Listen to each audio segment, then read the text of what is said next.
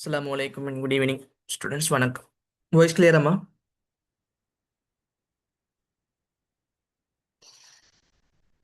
Voice clear தானே? Okay. ஓகேம்மா, good.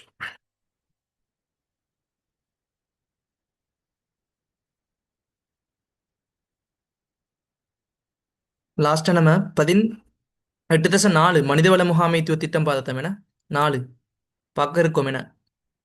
மற்றதெல்லாம் கிளியர் தானே? நான் செல்ற மெத்தடுக்கு படிங்க ஸ்டூடெண்ட்ஸ். நான் எது இம்பார்ட்டன்ட் பாயிண்ட் சொல்லுவேன் அதை பாடமாக்கிக்கொள்ளுங்க. மற்றதெல்லாம் என்ன செய்யுங்க, ஒரு 3 தரம் ரீட் பண்ணி எம்சிக்யூ பட்டனுக்கு போங்க. முதல் பேப்பர் செஞ்சு பாருங்க, பாஸ் பேப்பரில் செஞ்சு பாருங்க. உங்களுக்கு எம்சிக்யூ 2025 பேப்பரை செய்வேன் இன்ஷால்லா, பார்ப்போம். ஃப்ரீயாக செய்வேன். இன்னும் அதாவது யூனிட் 4 எதை படிக்கணும், எதை எக்ஸாமுக்கு பேஸ் பண்ணணும்னு சொல்லி பாஸ் பேப்பர் அனலைசிஸ், அதே மாதிரி ஃபுல் ரிவிஷன் 8 மணிலேருந்து 12 மணி வரை ஃபுல். இடையில உங்களுக்கு பிரேக் தருவேன். 19ஆம் தேதி நடக்க போகுது. இண்டென் டுமாரோக்குள்ளே நீங்கள் என்ன செய்யலாம், பேமெண்ட் பண்ணி ஜாயின் பண்ணிக்கொள்ள முடியும். அதில் 20 மார்க்ஸ் ஸ்ட்ரக்சரில் இந்த மாதிரி கேட்பான். 20 மார்க்ஸுக்கு இலகுவா செய்யக்கூடியது. இந்த காலம் போதும் அதை பாடமாக்கி அந்த 20 மார்க்ஸையும் எடுக்கிறதுக்கு. அப்போ ஜாயின் பண்ணாத ஸ்டூடெண்ட்ஸ் அந்த கிளாஸுக்கு கட்டாயம் ஜாயின் பண்ணி உங்களுக்கு பெனிஃபிட்ஸ் அடைஞ்சு கொள்ளுங்க. நான் எல்லாம் டோட்டல் சேர்த்து 500 எம்சிக்யூ இதெல்லாம் உங்களுக்கு ஃப்ரீயாக செய்கிறேன். நான் உங்களுக்கு பெரும்பாலான அமௌண்ட் இப்போ எக்கனாமிக் பொருளாதார ரீதியாக பாதிக்கப்படக்கூடிய மாணவர்களுக்கு 500 கூட எல்லாமே இருக்குமா? சொல்லுங்க பார்ப்போம். 500 அவங்களுக்கு அது கூட இப்போ ஒரு சிறிய ஒரு அமௌண்ட். அப்போ அதை கட்டி நீங்கள் சேர்ந்து படிச்சு கொள்றதுல ஒரு பிரச்சனையும் இல்லை ஸ்டூடெண்ட்ஸ். 500 கட்டிட்டு எக்ஸாமுக்கு வரக்கூடியது பேஸ் பண்ணது. அதில் 4வது யூனிட் பெரிய ஒரு யூனிட். அது இப்போ கேள்வியை மாத்துறான். எப்படின்னு சொன்னால் புதிய பெரிய கேள்வி போட போறான். இந்த மாதிரி போன முறை போட்டான். அப்போ பெரிய எல்லாம் வச்சுக்க, பங்குடைமை கம்பெனி எல்லாம் வச்சுக்கிறான். அப்போ எது எதிர்பார்க்கப்படுமோ அது அனைத்தையும் உள்ளடங்களாக full analyse and past paper model paper செய்வேன். கட்டாயம் ஜாயின் பண்ணிக்கொள்ளுங்க. ஓகே. டுமாரோக்குள்ள எட்மினுக்கு மெசேஜ், இந்த நம்பருக்கு எட்மினுக்கு மெசேஜ் போடுங்க, அவங்க எல்லாம் செய்வாங்க. ஓகே. அப்போ ஸ்டூடெண்ட்ஸ், நம்ம மனிதவள முகாமைத்துவம் நம்ம இன்னும் படிக்கல ஃபுல் ரிவிஷன். ஆனால் இதில் மனிதவள முகாமைத்துவம் நீங்கள் உங்களோட டீச்சர்ஸ்கிட்ட படிச்சிருப்பீங்க, நீங்கள் செல்ஃபாக படிச்சிருப்பீங்க. மனிதவள முகாமைத்துவம்ன்றது ஸ்டூடெண்ட்ஸ் இங்கே பாருங்க, மனிதவள முகாமைத்துவம் இருக்குதான திட்டத்தினை தயாரிக்கிறதா. இப்போ நான் உங்களுக்கு சொல்லியிருந்தேன் ஸ்டூடெண்ட்ஸ், இப்போ பார்த்து கொண்டிருக்கிறது நம்ம பிஸ்னஸ் பிளான், வணிக திட்டம். அதுல இருக்கக்கூடியது பிசினஸ் ஐடியா இருக்கணும், எவ்வாறு எதை செய்யணும்னு சொல்லி. அப்போ மனிதவள முகாமைத்துவத்துல எவ்வாறு தயாரிக்கிறது பாருங்க. இலக்கு குறிக்கோள் நான் சொன்னது வந்துட்டு தானே இருக்கு. இதை பேஸ் பண்ணி தானே சொல்லிட்டே போறான் பாருங்க. இலக்குகளையும் குறிக்கோள்களையும் அதைத்தான் சொல்றேன். அப்ப அதனை நிறைவேற்றிக் கொள்ளும் பொருட்டு எதிர்கால அதாவது மனிதவள தேவையினை ஃபியூச்சர் அதுதான் நீங்க சொல்லுது. அப்ப நீங்க வரைவிலக்கணம் சும்மா நார்மலா பார்த்து கொள்ளுங்க. உங்களுக்கு இது சும்மா கேப் இடைவெளி நிரப்புறதுக்கு கேட்டாலும் கேட்டு வரும். ஓகே. நிச்சயமாக நிச்சயப்படுத்திக் கொள்வதற்கு அதற்குரிய கிரயத்தினை மதிப்பீடு செய்து தயாரிக்கப்படுது திட்டமாகும். அப்ப மனிதவள முகாமைத்துவ திட்டத்தின் நன்மை அல்லது நன்மை மார்க் பண்ணிக்கொள்ளுங்க, பாடமாக்கிக் கொள்ளுங்க.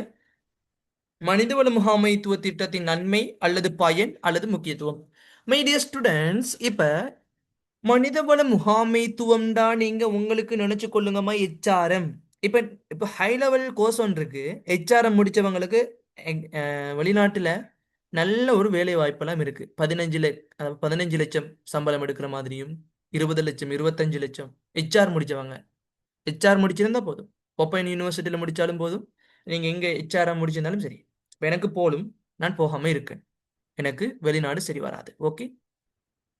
ஓ மை டியர் ஸ்டூடெண்ட்ஸ், மனிதவள முகாமைன்னு சொல்றது மனித வளம். ஹெச்ஆர் என்று சொல்றது நீங்க நான் இப்ப ஹெச்ஆர்ன்றது நான் ஹெச்ஆராக இருந்தால் நான் என்ன செய்வேன், நிறுவனத்திற்கு உள்ளே ஒரு ஹெச்ஆர்எம் அதாவது ஹியூமன் ரிசோர்ஸ் மேனேஜர் மனிதவள முகாமையாளர் இருக்கின்ற பொழுது ஊழியர்கள் இருப்பாங்க, வேலை செய்வாங்க. கவர்மெண்ட்ல ஹெச்ஆர் இருப்பாரு. அப்ப கவர்மெண்ட்ல ஊழியர்கள் வேலை செய்வாங்க. அவங்கள ஹெச்ஆர் என்ன செய்வாரு, ஊழியர்கள் நேர தாமதம் தாழ்த்தாமல் வேலைக்கு வருகிறார்களா, ஊழியர்களுக்கு உரிய சம்பள கொடுப்பனவு சரியான முறையில் மேற்கொள்ளப்படுகிறதா, ஊழியர்கள் தேர்ச்சி பெற்ற ஊழியர்களை கிடைக்கப் பெறுதா, ஆட்சேர்ப்புகள் அவங்க பாருங்க எவ்வாறு ஸ்ட்ராட்டஜி யூஸ் பண்ணி மனிதவள முகாமையாளர் தான் எல்லா பொறுப்பும். அதே மாதிரி மார்க்கெட்டிங் சைட்ல இருப்பாங்க முகாமையாளர், அது அவங்களுக்கு பொறுப்பு. எவ்வாறு ஒரு முகாமை அதாவது எவ்வாறு ஒரு பிசினஸை ஒரு வணிகத்தை சந்தைப்படுத்துறன்றது அது அவங்களுடைய பொறுப்பு. அது ஊழியர்களோட தொடர்பட மாட்டாங்க. வாடிக்கையாளர்களோட தான் அவங்க இலக்கினை நிர்ணயிப்பாங்க, இலக்கு சந்தையை பார்ப்பாங்க, மார்க்கெட்டிங், சந்தைப்படுத்தல். செயற்பாட்டு முகாமைத்துவம் படிச்சோம், அது உற்பத்தி தொடர்பாக தொடர்படுவாங்க, கிரயம் தொடர்பாக, அது தொடர்பாக தான் அவங்க பார்ப்பாங்க, தொழிற்சாலை தொடர்பாக. ஆனால் மனிதவள முகாமைத்துவம் ஊழியர் தொடர்பாக கவனத்தை ஈர்ப்பாங்க. இந்த பிசினஸ் பிளானிங், இந்த ஐடியாலஜியை நீங்க எடுத்துக்கொள்ளுங்க. மார்க் பண்ணிக்கொண்டீங்களா? Short method. மார்க்கெட்டிங் வாடிக்கையாளர், சந்தைப்படுத்தல் வாடிக்கையாளர்களை மையமாக கொண்டு அவங்க செயற்படுவாங்க வணிக திட்டத்தில். அதே மாதிரி செயற்பாட்டு முகாமைத்துவம் அவங்க என்ன செய்வாங்க, அவங்கள் உற்பத்தி நிறுவனத்திற்குள்ளே உற்பத்தி தொடர்பாக மேற்கொள்ளுவாங்க. மனிதவள முகாமைத்துவம் ஊழியர்கள் தொடர்பாக கவனம் இருப்பாங்க. ஓகே, இதுதான் ஷார்ட் மெத்தட். இதுக்கு பின்னால் உங்களுக்கு கேள்வி எடுக்கவும் மேலா, நீங்க எங்க போனாலும் சரி. ஓகே, நான் உங்களுக்கு ஹெச்ஆர்ல தேர்ச்சி பெற்று உங்களுக்கு ஹெச்ஆர்ல ஃபுல் நுழைத்து தரேன். இப்ப நான் ஹெச்ஆர்எம் இருக்கின்ற பொழுது ஹெச்ஆராக இருந்தால் நீங்க யோசிங்க, வேலை செய்கின்ற போது ஊழியர்களுக்கு நீங்க பாவம் புண்ணியம் எல்லாம் பார்க்க கூடாது. நீங்க ஹெச்ஆர் முடிச்சுக்கொண்டீங்கன்னா நீங்க ஒர்க் போகலாம், எங்க சரி நல்ல ஒரு கம்பெனிக்கு போகலாம். நீங்க ஹெச்ஆர் முடிச்சுக்கொண்டா ஊழியர்களுக்கு பாவம் பார்க்க கூடாது. ஏன்னு தலைக்கு மேலே ஏறிடுவான் ஸ்டூடெண்ட்ஸ். இப்போ பாருங்க, நீங்க போலீஸ் அதிகாரி, போலீஸ் டிபார்ட்மெண்ட் நீங்க அதிகாரி கிட்ட இராணுவ படையிட்ட நீங்க சிலவனோட கை கோர்த்து நல்லா வச்சிருப்பான். ஆனா புதிய ஒரு முகமாக சந்திக்கின்ற பொழுது அவனுடைய தரத்தை காட்டுவான். முறைத்த முகத்தோடு ஒரு மாதிரித்தனமா இருப்பான். அது ஏன் என்று சொன்னா ஸ்டூடெண்ட்ஸ், அவன் ஸ்டாண்டர்ட், அவன் நியமத்தை அவன் காட்டணும். போலீஸ்னா பயம், அதே மாதிரி தான் ஒரு ஊழியருக்கும் ஹெச்ஆர்னு சொன்னா பயம் இருக்கணும். ஏன்? ஊழியர்களை கட்டுப்படுத்தக்கூடிய பொறுப்பு ஹெச்ஆருக்கு இருக்கு. முகாமைத்துவம் நிறுவனத்துக்கு தேவை. ஆனால் மனிதவள முகாமைத்துவம் நிறுவனத்திற்கு உள்ளே அகச்சூழல் காரணியில ஊழியர்களுக்கு தேவையானது தான் மனிதவள முகாமை. ஊழியர்களை வழி நடத்துற, ஊழியர்களுக்கு தேவையினையான கிரயம் எல்லாத்தையும் செய்யற, மனித வளத்தின் மிக விரைவான வினைத்திறனா செயற்படுறாங்களா, இதுதான் இவங்களுடைய நன்மை.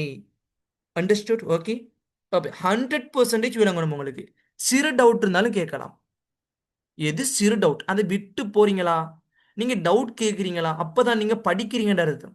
சிறு டவுட் ஒரு டொட், ஒரு நுனி அளவு, சரி இது எனக்கு விளங்கல, கேளுங்க. அதை விட்டு விட்டு விட்டு விட்டு போக போக உங்களுக்கு என்ன செய்யும், எக்ஸாமுக்கு உங்களுக்கு இம்பேக்ட் தான் பண்ணும், பாதகமாக தான் அமையும். இம்பேக்டை கிரியேட் பண்ணும். ஓகே, பாதகத்தை உங்களுக்கு ஏற்படுத்தும். ஓகே ஸ்டூடெண்ட்ஸ், அப்ப மனிதவள திட்டத்தின் முக்கியத்துவம் பாருங்க. நான் சொன்ன உங்களுக்கு கன்செப்ட் இல்லைங்க இருக்கு. அப்ப இங்க பாருங்க சொல்றான், ஊழியர்கள் தேவையினையும், எதிர்கால ஊழியர் தேவையினையும். ஊழியருக்கு தேவை இருக்கும். என்ன தேவை இருக்கும்? ஊழியர்கள் வேலைக்கு வந்தாங்கன்னு ஒரு கம்பெனில, கவர்மெண்ட்ல, எதுனாலும் ஊழியருக்கு என்ன தேவை? அவங்களுக்கு தொழில் பாதுகாப்பு தேவை. அதே மாதிரி அவங்களுக்கு என்ன தேவை? வேற நிதி வசதி தேவை. அவங்களுக்கு வேற என்ன தேவை? சாப்பாடு வசதி தேவை. அவங்களுடைய தனிப்பட்ட தேவைகளுக்கு கடன் தேவைதானே, நிதி தேவைதானே, அது தேவை ஊழியர்களுக்கு. அப்ப அந்த கிரயத்தினை எதிர்வு கூடியதாக இருத்தல், அப்ப நன்மை. ஹெச்ஆர் என்ன செய்வாங்க? ஊழியர்களுக்கு என்ன செய்வாங்க? ஊழியர்களுக்கு தேவையான கிரயத்தினையும் மற்றும் ஊழியருக்கான தேவை எல்லாத்தையும் எதிர்வு கூறுவாங்க. இதான் மனிதவள முகாமைத்துவ திட்டத்தின் ஒரு நன்மை. ஓகே, அப்ப ஸ்டூடெண்ட் அடுத்தது பாருங்க, மனித வளத்தை மிக வினைத்திறனாகவும் சிறப்பாகவும் பயன்படுத்த முடியுதல். எஸ், நீங்க எந்த கம்பெனிக்கு ஒர்க்குக்கு போனாலுமே, இப்போ கவர்மெண்ட்டுக்கு நீங்க ஒரு எப்படின்னு சொன்னா ஸ்டூடெண்ட்ஸ், நீங்க டபிள்யூடி முடிச்ச ஸ்டூடெண்ட்ஸாக இருந்தால் நீங்க ஒடிட் ஃபார்ம் போகக்குள்ள, நீங்க ஒடிட் ஃபார்ம் போவீங்க தானே ட்ரைனிங். அப்போ அங்கே போகின்ற பொழுது நீங்க அங்கே போய் பார்க்கலாம், ஹெச்ஆர் இருப்பாரு. அவர் என்ன செய்வார்னா ஸ்டூடெண்ட்ஸ், ஊழியர்கள் அர்ப்பணிச்சு கூடியவரும் இருக்கத்தான் வேணும். ஊழியர்கள் அர்ப்பணிப்பார், நல்லா பேசுவார், எல்லாம் செய்வார். ஆனா ஸ்ட்ரிக்டா இருப்பாரு. ஊழியர் நேரத்தோடு வாராட்டி, வேலைக்கு நேர தாமதமா வந்தா அவர் கெட் அவுட். ஓகே, டுடே சம்பளம் சேலரி வெட்டி பற்றும். ஹெச்ஆர் தான் அதெல்லாம் பொறுப்பு. என்ன செய்வாரு? டுடே உங்களுடைய சம்பளம் வெட்டி பற்றும். அவர் வேலை செஞ்சாலும் ஒன்று, செய்யாட்டிலும் ஒன்று. இப்போ நீங்க 8 மணிக்கு உங்களுடைய வேலை இருக்குன்னு சொன்னால், 8 மணிக்கு உங்களுடைய வேலை இருக்குன்னு சொன்னால், பிரைவேட்ல நீங்க பிங்கர் பிரிண்ட் வைக்காம, சாரி வச்சிங்கன்னு சொல் 8 மணிக்குள்ள வைக்காம, 8 மணிக்கு பிறகு நீங்க 8:01, அதாவது 8 மணி 1 நிமிடம், 8:01 அல்லது 8:05க்குள்ள நீங்க பிங்கர் பிரிண்ட் வச்சாலும் உங்களுக்கு ஹாஃப் டே, அரை நாள் சம்பளம் தான் விழும். 2500 ரூபா, சாரி 3000, 1500 விழும். அப்போ பாருங்க, 5 நிமிடத்துக்கு. இது யார் கணக்கெடுப்பாங்க? இது யார் செய்வாங்க? மனிதவள முகாமை. அப்ப இது உங்களை நொலேஜ் தரது தான் சொல்லித்தரேன். அப்ப மனிதவள முகாமைத்துவம் வினைத்திறனாகவும் சிறப்பாகவும் பயன்படுத்தணும்டா, ஊழியர் நேரத்தோட வரணும். ஊழியர் 8 மணிக்குள்ள வந்துடணும். இதைத்தான் இங்க குறிக்குது. அப்ப இது ஒரு 4 பாயிண்ட பார்த்து கொள்ளுங்க. நன்மை, மனிதவள முகாமை திட்டத்தின் நன்மை, தீமை, சாரி, நன்மை, முக்கியத்துவம் இப்படின்னு கேட்டது இருக்கும். பயன்கள். ஓகே. அப்ப பாருங்க, எதிர்கால ஊழியர்கள் தேவையினை முன்னரே இனங்கண்டு அவர் வணிக கருமங்கள் தொடர்பாக மந்தம் அடைந்து செல்வதை குறைத்து செல்றேன். இப்ப நீங்க எக்கனாமிக்ஸ்ல மந்தம்னு படிச்சிருக்கீங்க, சொல்லுங்க பாப்போம். நல்ல எக்கனாமிக்ஸ் படிச்ச புள்ளோன்னு சொல்லுங்க. மந்தம்டா என்ன எக்கனாமிக்ஸ்ல படிச்சிருப்பீங்க, 5வது யூனிட்ல படிச்சிருப்பீங்க. மந்தம், எதிர்கால ஊழியர் தேவையினை முன்னேற இனங்கண்டு கொள்வதன் மூலம் வணிக கர்மங்களை மந்தம் அடைந்து குறைந்து செல்றத குறைத்து கொள்ள முடியலாம். ஓகே, சொல்லுங்க பாப்போம். பின்னடைவு, சிஃப்ரா வேற. ஆக அதிதாழ்ந்த நிலை. சொல்லுங்க அஸ்லம், சொல்லுங்க. ஆக அதிதாழ்ந்த நிலை ஓகே, குட். பின்னடைவுக்கும் கீழுக்கும் இருக்கிறது. ஓகே. அப்ப எக்கனாமிக்ஸ் எல்லாம் நல்ல மாஸ்டர் மைண்ட்ல படிச்சு கொண்டீங்க, எக்ஸாம் வந்து தூசி மாதிரி சேர்த்துக்கிறீங்க. குட், இதுதான் படிப்பு. அப்ப நானும் பிசினஸ் ஸ்டடீஸ்ல கேள்வி கேட்ட சொல்லணுமா? அப்ப எனக்கும் கொஞ்சம் சந்தோஷமா இருக்கும். ஓகே. சாதிய உற்பத்தி விலை கீழ்மட்டம், எஸ் சல்மத், குட்மா. Okay, Aslam, Salmath, Sifra, good. எல்லாரும் நல்லா படிச்சிருக்கீங்க. அப்ப அதே மாதிரி தான் எதிர்கால ஊழியர்கள் தேவை இருக்குந்தானே. அவங்களுக்கு ஊழியருக்கு இப்ப நீங்க உதாரணமா அஸ்லம் நீங்க யோசிச்சு கொள்ளுங்கம்மா. நீங்க ஒரு நிறுவனத்துக்கு அக்கௌண்ட் என்ன போறீங்க, டபுள் ஐடி முடிச்சிருக்கீங்க, சார்ட்டர்ட்ல கார்ப்பரேட் லெவல் முடிச்சிருக்கீங்க, அமான பேங்க்ல அக்கௌண்ட் என்ன போறீங்க. அக்கௌண்ட் என்ன நீங்க போனதுக்கு பின்னால உங்களுக்கு உங்களுக்கு என்ன எதிர்காலத்துல தேவை, இது தொடர்பான அனைத்து விடயத்தை யார் பார்ப்பாங்க? HR.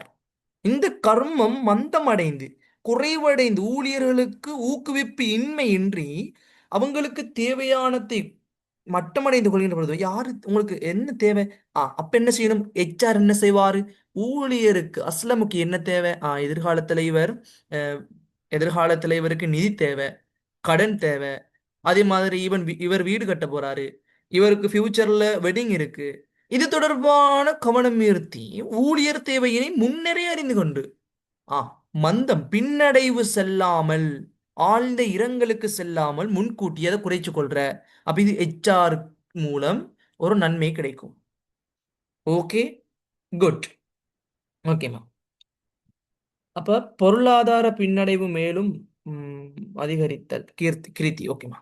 அப்ப ஸ்டூடெண்ட்ஸ் இங்க பாருங்கம்மா, உயர் தேர்ச்சியுடன் கூடிய ஊழியர்களை கவர்வதற்கான சந்தர்ப்பம் கிடைக்கப்படுது.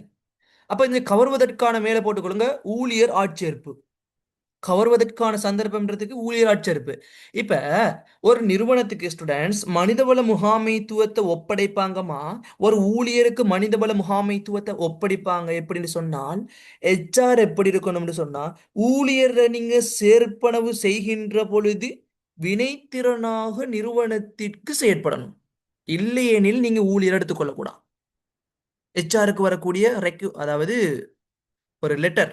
அப்ப HR என்ன செய்வார்னு சொன்னால், ஊழியர்களை தேர்ச்சி பெற்று இன்டர்வியூ எடுப்பாங்க. உங்களை இன்டர்வியூ எடுப்பாங்க தானே, மேனேஜர் தானே உங்களை இன்டர்வியூ எடுப்பாங்க. நீங்க டபுள் ஐடி முடிச்சிருக்கீங்களா, CA ரிஜிஸ்டர் பண்ணிருக்கீங்களா, ACC ரிஜிஸ்டர் பண்ணிருக்கீங்களா, அதே மாதிரி HR முடிச்சிருக்கீங்களா, எது செஞ்சாலும் உங்களை இன்டர்வியூ எடுக்கின்ற பொழுது, நீங்க ட்ரைனிங் ஆடிட் ஃபார்ம் போகின்ற பொழுது, நீங்க சாரி அக்கௌண்டனா போகின்ற பொழுது ஆடிட் ஃபார்முக்கு தேவையில்லை உங்களுக்கு தேர்ச்சி. நீங்க ஆடிட் ஃபார்ம் பலவத்தான போறீங்க, உங்களுக்கு தேவையில்லை. உங்களுக்கு டபுள் ஐடி முடிச்சிருந்தாலே போதும். ஓகே. அப்ப அக்கௌண்டனா போறேன்டா உங்களுக்கு தேர்ச்சி தேவை. அப்போ ஊழியருக்கு தேர்ச்சி தேவை. அது தொடர்பாக ஊழியர்கள் ஆட்சேர்ப்பு தொடர்பாக மனிதவள முகாமைத்துவத்துக்கு நன்மை. அப்ப இது 4 விடயத்தை பாடமாக்கி கொள்ளுங்க. ஓகேமா? இனி டவுட் இருக்க கூட, நான் உங்களுக்கு டவுட் இல்லை பாத்தீங்களா, நான் சொல்லி சொல்லி தர தர மெதுவா தான் சொல்லி தந்து போறேன். அப்ப நான் உங்களுக்கு விளங்காம சொல்லி தந்த டவுட் கேட்பீங்க. நான் உங்களுக்கு விளங்குற மாதிரி சொல்லித்தரேன். அப்போ மனிதவள முகாமைத்துவ திட்டத்தின் நன்மை பார்த்தோம், முக்கியத்துவம் அல்லது பயன்கள். அதே மாதிரி செயற்பாட்டு முகாமைத்துவ திட்டத்தின் முக்கியத்துவம் அல்லது நன்மை பார்த்தோம். அடுத்தது சந்தைப்படுத்தல் முகாமைத்துவ திட்டத்தின் முக்கியத்துவம் அல்லது நன்மை பார்த்தோம். அதே மாதிரி மனிதவள முகாமைத்துவ திட்டத்தின் நன்மை பார்த்துட்டோம். இப்ப பார்க்க போறது மனிதவள முகாமை திட்டத்தில் உள்ள வேண்டிய விடயங்கள். அதையுமே மேல மேலையும் பார்த்தோம். அதுதான் இங்கேயும், வேற ஒன்றும் இல்லை. அப்ப இங்க என்ன தேவை? மனிதவள முகாமை திட்டம் உள்ளடக்கப்பட வேண்டிய விடயம். இப்ப பாருங்கம்மா, முயற்சியாளர்கள் தொடர்பான விவரம், பங்குதாரர் முயற்சியாளர்கள் தொடர்பான விவரங்கள். முயற்சியாளர் யாரு, அவங்களுடைய பேரு, அனைத்தையும் உள்ளடக்கிய ஒரு விவரம் இருக்கணும். ஓகே. அப்ப சரி, அதை நான் கொடுப்போமே. முகாமைத்துவ திறன், முகாமைத்துவ திறன்கள் சொல்லுங்க, சொல்லுங்க பாப்போம். சாரி, அடிப்படை முகாமைத்துவ திறன்கள் சொல்லுங்கப்பா, எத்தனை இருக்கு? சொல்லுங்க பாப்போம். இதெல்லாம் உங்களுக்கு ரிவிஷன், இதான் கேள்வி கேட்கிறேன் உங்களுக்கு. ஒழுங்கமைப்பு, கட்டுப்படுத்தல், நெறிப்படுத்தல், என்னம்மா சொல்றீங்க அத்தீக்? முகாமைத்துவ திறன்கள், கட்டுப்படுத்தல், என்ன நெறிப்படுத்தல். கரு என்ன கருவாக்கத்திறன், ஓகே குட்மா ஃப்ரம் மாநில திறன், மானிட தொடர்பு திறன், ஓகே மானுட திறன், தொழில்நுட்ப தொழில்நுட்ப திறன், ஓகே அத்தீக் சிப்ரா ஓகேம்மா குட். அப்ப தலைமைத்துவ திறன் சொல்லுங்க பாப்போம். தலைமைத்துவ திறன் என்ன சத்தத்தை காணல. முகாமைத்துவ திறன் சரி. அப்ப இதுலதான் பிள்ளைகள் குழம்பிக் கொள்ற. சொல்லுங்க தலைமைத்துவ திறன் சொல்லுங்க. என்ன வகைபாகமா? ஒரு தலைவருக்கு இருக்கக்கூடிய திறன் என்ன தேவை? தன்னம்பிக்கை, ஓகே குட். நான் தலைவர்னு சொன்னா முயற்சியாளரையும் சேர்த்துக் கொள்ளுங்க. முயற்சியாளர் அல்லது தலைவர். முயற்சியாண்மைக்குள்ள இருக்கக்கூடிய திறன்கள் சொல்லுங்க. ஆக்கத்திறன், ஓகே குட். அர்ப்பணிப்பு, சுய ஒழுக்கம், அது அது பண்பு. அர்ப்பணிப்புன்ற திறன்கள் இருக்கு. தொடர்பாடல் திறன், அடிப்படை ஆளிட தொடர், முகாமைத்துவ திறன். அடிப்படை முகாமைத்துவ திறன், ஓகே தலைமைத்துவ ஓகே. அப்ப இதெல்லாம் உங்களுக்கு ஆளிட ரிவிஷன். தொடர்பு திறன், ஆளிடை தொடர்பு திறன், நாளிடை தொடர்பு திறன் ஸ்டூடெண்ட்ஸ். நான் உங்களுக்கு முயற்சியாண்மை டியூட்டர் நான் படிச்சு தரல. நான் படிச்சு தந்திருந்தா நீங்க குழம்பி கொள்ள மாட்டீங்க. ஓகே குட்மா, நீங்க சொல்ற பாயிண்ட் எல்லாம் ஒவ்வொரு பாயிண்டும் ஓகே நல்லா படிச்சிருக்கீங்க. எந்த பெட்டன்ல எறீங்க, ரிவிஷன் செஞ்சு கொடுங்க. ரிவிஷன் ஃபுல் ரிவிஷன் தான். தியரி எடுத்துக்கொண்டு ஃபுல்லா படிக்க ஆரம்பிக்க வேணாம். மேலால பார்த்து பார்த்து போயிட்டு பேப்பரை செய்யுங்க. இதான் ரிவிஷன். ஓகே. அப்ப முகாமைத்துவ திறன் மனிதவள திட்டமிடல் நடக்கப்பட வேண்டிய விடயம். ஓகே. அப்போ ஓகே. நிறுவன கட்டமைப்பின் அடிப்படை பதவி இருக்கணும். ஓகே. என்னென்ன பதவியில இருக்காங்க, பொறுப்புல இருக்காங்கன்னு இருக்கணும். உள்ளடக்கப்பட வேண்டிய விடயம். இதெல்லாம் இதை ரெட் மார்க்ல வச்சு மார்க் பண்ணிக்கொள்ளுங்க. ஓகே. இப்போ ஸ்டூடெண்ட்ஸ் இங்க பாருங்கம்மா, முயற்சியாளர் அல்லது பங்குதாரர் இங்க உள்ளடக்க வேண்டிய கூறுகள் இருக்குதான். அதைத்தான் நீங்க சொல்லுது. முயற்சியாளர் அல்லது பங்குதாரர் தொடர்பான விவரம். அவங்க என்ன செய்யணும்? முயற்சியாளர் அல்லது பங்குதாரர் தனிப்பட்ட தகவல், அவங்களோட விவரம் என்ன? இப்ப உங்களோட விவரம் கேட்டா நீங்க நீங்க உங்க யாரும் சரி உங்களோட விவரம் கேட்டா என்ன சொல்லுவீங்க? பேரை சொல்லுவீங்க, நீங்க பிறந்த டேட்டை சொல்லுவீங்க, உங்களுடைய வீட்டு அட்ரஸ் சொல்லுவீங்க, உங்களுடைய தகவல் அனைத்தையும் கொடுப்பீங்க. இதைத்தான் நீங்க சொல்லுது. முயற்சியாளர் ஒரு HRM-க்குள்ள உள்ளடக்கப்பட வேண்டிய கூறுகள்ல முயற்சியாளருக்கு இருக்கக்கூடிய ஒரு அவங்களுடைய தகவல். அதே மாதிரி உங்களோட தகவலை தான் நான் சொன்னேன். இப்ப பேர் உங்களோட இருக்கும், ஒரு ஆள் கேட்டா கொடுப்பீங்க, முகவரி கொடுப்பீங்க, அதான் சொல்லுது. Okay good. அப்ப அடுத்த பாருங்க, நிறுவன கட்டமைப்பின் அடிப்படை பதவிகளும் பொறுப்புகளும். அப்ப நிறுவனம் ஒரு கட்டமைப்பு ரீதியாக இருக்கின்ற பொழுது, கட்டமைப்புன்னு என்ன? இப்ப பாருங்க, கட்டமைப்புன்னு சொன்னால் முகாமையாளர்கள் இருக்காங்க. உயர்மட்ட முகாமையாளர், நடுத்தர மட்ட முகாமையாளர், கீழ்மட்ட முகாமையாளர்னு படிச்சிருக்கிறோம். அப்ப அதே மாதிரி தான் ஒரு நிறுவனத்துக்கு கட்டமைப்பு இருக்கும். அப்ப அதனுடைய பதவி. இப்ப ஊழியரை, தேர்ச்சி இல்லாத ஊழியரை இப்பதான் சேர்த்திருக்கீங்க. அவங்களுக்கு என்ன செய்வீங்க? பதவி அதிகாரத்தை மேனேஜரா கொடுப்பீங்களா? இல்ல. விளங்குதா? அப்ப அதுதான் இங்க சொல்லுது. நிறுவன கட்டமைப்பு பதவிகளும் பொறுப்புகளும் அவங்களுக்கு தயாரிக்க, அதாவது ஒரு அமைப்பினை மனிதவள திட்டமினை தயாரிக்கும் பொழுது ஒரு அமைப்பின் பல்வேறு செயற்பாட்டுக்கு பதவிகளை உருவாக்குறதும் பதவிகளுக்குரிய கருமங்கள். இப்ப யாரு எந்தெந்த ஊழியர் எந்தெந்த பதவிகளுக்கு பொருத்தமானவர்களாக இருக்கிறாங்களோ அந்தந்த ஊழியர்களுக்குரிய பதவியை தான் பகிர்ந்து கொடுப்பாங்க. இப்ப நீங்க யோசிச்சு கொள்ளுங்கம்மா, நீங்க யோசிச்சு கொள்ளுங்க. நீங்க இப்படி எடுத்துக்கொள்ளுங்க. அக்கௌண்டன்ட் இருக்காரு. அடுத்தது பக்கத்தில் இருக்கக்கூடியவர் டெக்ஸ் ஆஃபீஸர், டெக்ஸ் கால்குலேட் பண்ணக்கூடியவர். அக்கௌண்டன்ட், டெக்ஸ் ஆஃபீஸர். இப்ப அக்கௌண்டனுக்கு டெக்ஸை பற்றி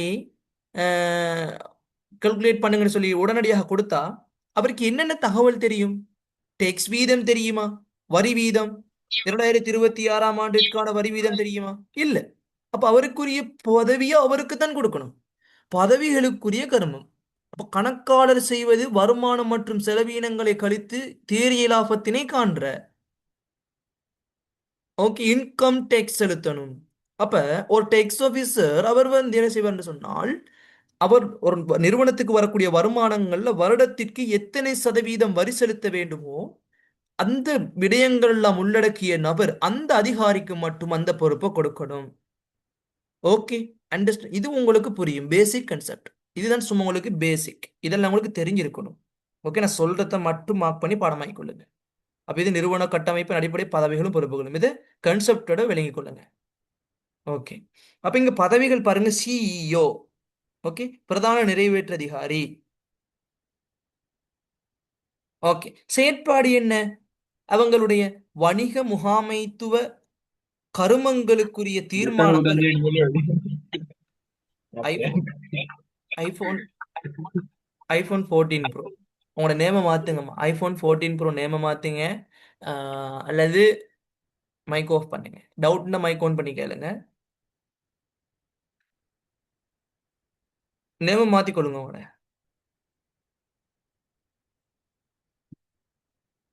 சிஇஓ, ஓகே, பதவிகள்.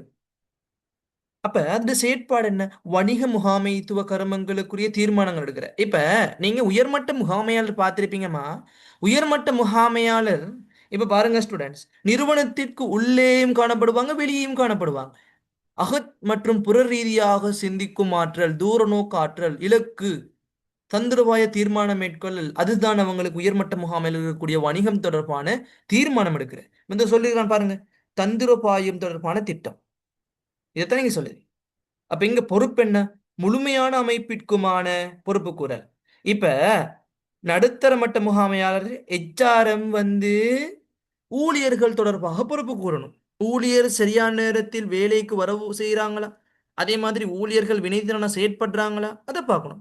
மார்க்கெட்டிங் மேனேஜர் நம்மளுடைய நிறுவனம் தொடர்பாக மார்க்கெட்டிங் சந்தைப்படுத்தல் சரியான முறையில் வாடிக்கையாளர்களை சென்றடைகிறதா, அதை மார்க்கெட்டிங் மேனேஜர் பார்க்கணும். ஆபரேஷன் மேனேஜர் அப்ப செயற்பாட்டு முகாமையாளர் என்ன செய்யணும்? உற்பத்தி தொடர்பான, அதாவது நிறுவனத்துக்கு உள்ளே இடம்பெறக்கூடிய உற்பத்தி தொடர்பான தீர்மானங்களை மேற்கொள்றது சரியா பிழையா என்பதனை ஒரு தொகுதியை பார்க்கிறது தான் செயற்பாட்டு முகாமையாளர். ஓகே, அப்ப நீங்க யோசிச்சு கொள்ளணும், இது முழுமையான அமைப்பிற்குமான்னு சொன்னா யாருக்கு சொல்லு, நல்ல ஒரு விளக்கம் சொல்லலுமா பாப்போம். இது என்ன சொல்லுதுன்னு சொல்லி. சிஇஓ உயர்மட்ட முகாமையாளர் முழுமையான அமைப்புன்னு சொன்னா பாப்போம், யார் சொல்றீங்கன்னு பாப்போம்.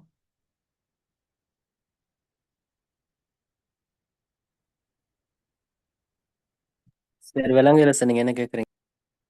இப்ப அஸ்லம் கேட்ட கேள்வி என்று சொன்னால், மார்க்கெட்டிங் மேனேஜர் எங்கம்மா கவனம் இருப்பாரு?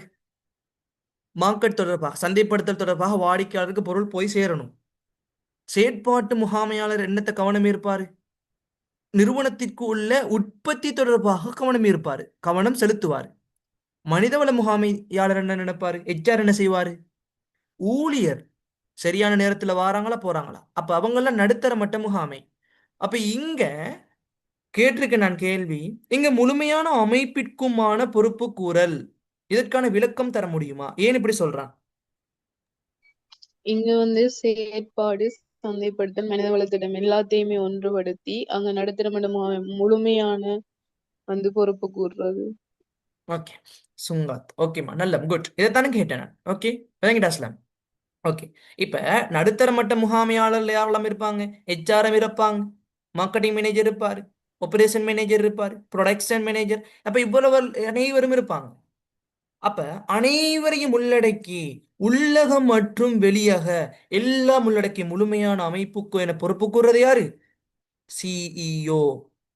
ஒரு நிறுவனத்துக்கு இருக்கக்கூடிய சிஇஓ. இதெல்லாம் உங்களுக்கு ரிவிஷன், மேனேஜ்மெண்ட்ல இருக்கக்கூடியது ரிவிஷன் ஆகும், வணிக திட்டத்திலையும் ரிவிஷன் ஆகும். அப்ப நீங்க முகாமைத்துவத்தை ஃபுல்லா படிச்சிருந்தீங்கடா, யூனிட் 12 தொடக்கம் 17 வரை ஃபுல்லா படிச்சிருந்தீங்கடா, இந்த யூனிட் உங்களுக்கு ஃபுல்லா நான் படிச்சு தருகின்ற பொழுது இலகுவா இருக்கும். அப்ப இங்க பாருங்க என்ன கேட்டிருக்கான், அமைப்பு வரைபடம். அமைப்பு வரைபடம்னா உங்களுக்கு நான் படிச்சு தந்தேனமா, சுழற்சி முறை அமைப்பு வரைபடம்னு சொன்னா உங்களுக்கு படிச்சு தந்தேன் முகாமைத்துவத்துல யூனிட் 12 இருக்கிறது. அந்த வரைவிலக்கணம் தான் அமைப்பொன்று காணப்படும் பிரிவுகள் பதவிகளுக்கு இடையிலான காணப்படும் இடைத்தொடர்பு நிறுவன கட்டமைப்பாகும் அல்லது வரைபடம். பகிர்ந்தளிக்கப்படும் முறை விளங்குதா? இப்ப ஒவ்வொரு பதவியையும், இப்ப இருக்காங்க ஊழியர்கள் ஒரு நிறுவனத்துக்குள்ள இருக்காங்க, அந்தந்த ஊழியர்களுக்கு அந்தந்த வேலையை பகிர்ந்தளிக்கப்பட்ட முறை, பிரயோகிக்கப்பட்ட முறையைத்தான் அமைப்பு வரைபடம் குறிக்குது. ஓகே, விளங்கிட்டமா? இதெல்லாம் உங்களுக்கு மேனேஜ்மெண்ட்ல நீங்க இதை படிச்சிருப்பீங்க. அப்ப இங்க உங்களுக்கு அவ்வளவுக்கு தேவையில்லை. மனித வள செலவுகள், மனிதவள செலவுன்னு என்ன? நீங்க நேர்கூலி செலவு கூலி படிச்சிருப்பீங்க, நேரில் கூலி செலவு படிச்சிருப்பீங்க. அப்ப இதெல்லாம் சும்மா நார்மலா பார்த்துக்கொள்ளுங்க. அடுத்தது தான் படிக்க போறோம் நிதி திட்டத்தின் முக்கியம். நிதி திட்டம். அப்ப நம்ம படிச்சது 18.4 வரையும் படிச்சிருக்கிறோம். முகாமைத்துவ அங்க படிச்ச வணிக திட்டத்துல உள்ளடக்க வேண்டிய ஒரு அட்டவணையை தயாரிக்கிற மெத்தட் தான் இது, முறை. வணிக திட்டம் ஒரு ஐடியாலஜி எடுக்கிற. இப்ப நிதி திட்டத்தில் என்ன செய்யணும்ன்ற ஒரு எண்ணம், ஒரு மனிதவள முகாமை திட்டத்தில் என்ன செய்யணும்ன்ற ஒரு எண்ணம், ஐடியா, அதைத்தான் இங்க படிச்சு கொண்டிருக்கோம். அப்ப 18.5 சொல்றது நிதி திட்டம் தொடர்பான ஒரு ஐடியா. என்ன எண்ணம் இருக்கு உங்களுக்கு, நிதி தொடர்பான என்ன எண்ணம் இருக்கு, அப்ப அதன் மூலம் என்ன நன்மை கிடைக்கும். 2022ஆம் ஆண்டு பாஸ் பேப்பர்ல நிதி திட்டத்தின் நன்மையோ அல்லது முக்கியத்துவமோ அல்லது கிடைக்கக்கூடிய பயன்களை கேட்டிருக்கான். மார்க் பண்ணிக்கொள்ளுங்க. நிதி திட்டத்தின் முக்கியத்துவம் அல்லது நன்மை. அப்ப நீங்க அக்கவுண்ட்ஸ் படிச்சவங்களுக்கு நிதி ஃபைனான்ஸ் மேனேஜ்மெண்ட்லாம் டவுட் இருக்காது. இப்ப ஸ்டூடெண்ட்ஸ், நிதி திட்டம்ன்றது நீங்க ஒரு நிறுவனத்துக்கு நீங்க இதுக்கு பிறகு ஏலவலுக்கு பின்னால போனீங்கன்னா ஏலவல் ரிசல்ட்டும் டபிள்யூடி முடிச்சிருந்தீங்கன்னா ஒரு அக்கௌண்ட் ஒர்க் பண்ண போலாம். நிதி திட்டம் தொடர்பாக ஒரு முகாமை செய்யறதுக்கு ஃபைனான்ஸ் மேனேஜர் இருப்பார் தானே. ஆ அவர் வணிக நடவடிக்கைக்கு தேவையான முதலீடு இன்வெஸ்ட்மெண்ட் அதை என்ன செய்வார்னு சொன்னா, இப்போ 1 crore 1 கோடி ரூபாய் என்பதனை அளவிட்டதுக்கு பின்னால், ஓகே, உங்களோட நேவை மாத்திக் கொள்ளுங்க ஸ்டூடெண்ட்ஸ். நான் திருப்பி திருப்பி சொல்றேன், குரூப் அவுட்டு கிக் பண்ணி விட்டுருவேன். சரி, நான் மற்ற ஸ்டூடெண்ட்ஸுக்கு டிஸ்டர்ப் இருக்கக்கூடாது. எல்லாரும் படிச்சு கொண்டு இருக்காங்க. லாஸ்ட் டைம் எக்ஸாம் இருக்கு. இப்போ கொஞ்சம் பார்த்துக்கணும், ஓகேம்மா. நிதி திட்டத்தின் முக்கியத்துவம். அப்ப ஸ்டூடெண்ட்ஸ், வணிக நடவடிக்கைகளுக்கு தேவையான முதலீட்டின் அளவினை தீர்மானிப்பது பொறுப்பு யாருக்கு? முகாமையாளர், நிதி முகாமையாளருக்கு. இப்ப நிதி முகாமைத்துவம் தொடர்பாக மார்க்கெட்டிங் மேனேஜர் கவனம் செலுத்துவாரா? இல்ல. மனிதவள முகாமையாளர் ஊழியர் தொடர்பாக கவனம் செலுத்துவார்னு சொன்னேன். நிதி தொடர்பாக கவனம் செலுத்துவாரா? இல்ல. அப்ப இது எங்க என்ன படிச்சு கொண்டிருக்கீங்க? நான் சொல்றத படிங்க, விளங்குதா? நான் சொல்ற கான்செப்ட் விளங்குங்க. இங்க நிதி திட்டம் ஃபைனான்ஸ் மேனேஜர் நிதி தொடர்பான தீர்மானங்களை மட்டும்தான் மேற்கொள்வாரு. என்ன முதலீடு செய்யணும், வணிக நிதி எவ்வாறு முதலீட்டை திரட்டணும், அதுக்கான தீர்மானத்தை எவ்வாறு எடுக்கணும், நிதி பற்றாக்குறையா இருக்கா அல்லது அதிகமாக இருக்க காலத்தை அதுக்கேற்ற மாதிரி இணக்கிக் கொள்றது, நிதி அதிகமாக காணப்படுதா அல்லது அந்த நிதி வினைத்திறனை செயற்படுதா சொல்லி அனைத்தையும் கவனிக்கும் பொறுப்பு ஃபைனான்ஸ் மேனேஜருக்கு இருக்கு. அப்ப இதன் மூலம் ஏற்படக்கூடிய நன்மை என்ன? ஃபைனான்ஸ் மேனேஜர் இருக்கார் தானே, பாருங்க சொல்லியிருக்கான். நன்மை என்னன்னு சொன்னா முக்கியத்துவம், வணிக நடவடிக்கைகளுக்கு தேவையான முதலீட்டின். அப்ப வணிக நடவடிக்கைன்னு சொன்னா நிறுவனம் ரன் ஆகுறன்னு சொன்னா கட்டாயம் முதலீடு தேவை, வணிகத்துக்கு தேவையான முதலீடு தேவை. ஓகே, நீங்க அக்கௌண்ட்ஸ்ல படிச்சிருப்பீங்க, ஒதுக்கங்கள்னு சொல்லி படிச்சிருக்கீங்க தானம்மா. அப்போ ஒதுக்கங்கள்ன்ற சொல்லுங்க பாப்போம், என்னன்னு சொல்லி யார் சொல்றீங்க பாப்போம், நல்ல பாப்போம். அக்கௌண்ட்ஸ்ல ஒதுக்கங்கள், பொது ஒதுக்கம்னு சொல்லி படிச்சிருப்பீங்க. என்ன ஒதுக்கம்டா? சரி, நாங்க அக்கௌண்ட்ஸ்ல ஒதுக்கம்லாம் சும்மா மூலதனத்துக்கு கீழே உரிமையாண்மைக்கு கீழே சும்மா நாங்க அக்கௌண்ட்ஸ் நிதி நிலைமை கூட்டுலாம் போட்டு செய்யற எங்களுக்கு அதுக்கெல்லாம் வரைவிலக்கணத்துல அக்கௌண்ட்ஸ்ல கேட்டு வரல, அதெல்லாம் எங்களுக்கு தேவையில்ல சார்ல சொல்றீங்க. நீங்க இனி ஒர்க் பண்ண போறோம்னா அதெல்லாம் தேவை உங்களுக்கு. சொல்லுங்க, பொது ஒதுக்கம்ன்ற என்ன?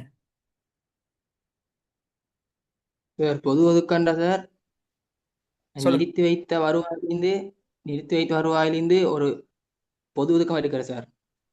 ஓகே, மற்றது அதான் பொது ஒதுக்கம் எடுக்கிறோமா? நான் கேட்கிறேன், பொது ஒதுக்கம்னா எடுக்கிறதான் என்ன அப்படின்னா என்ன? அதீக் நீங்க சொல்லுங்க.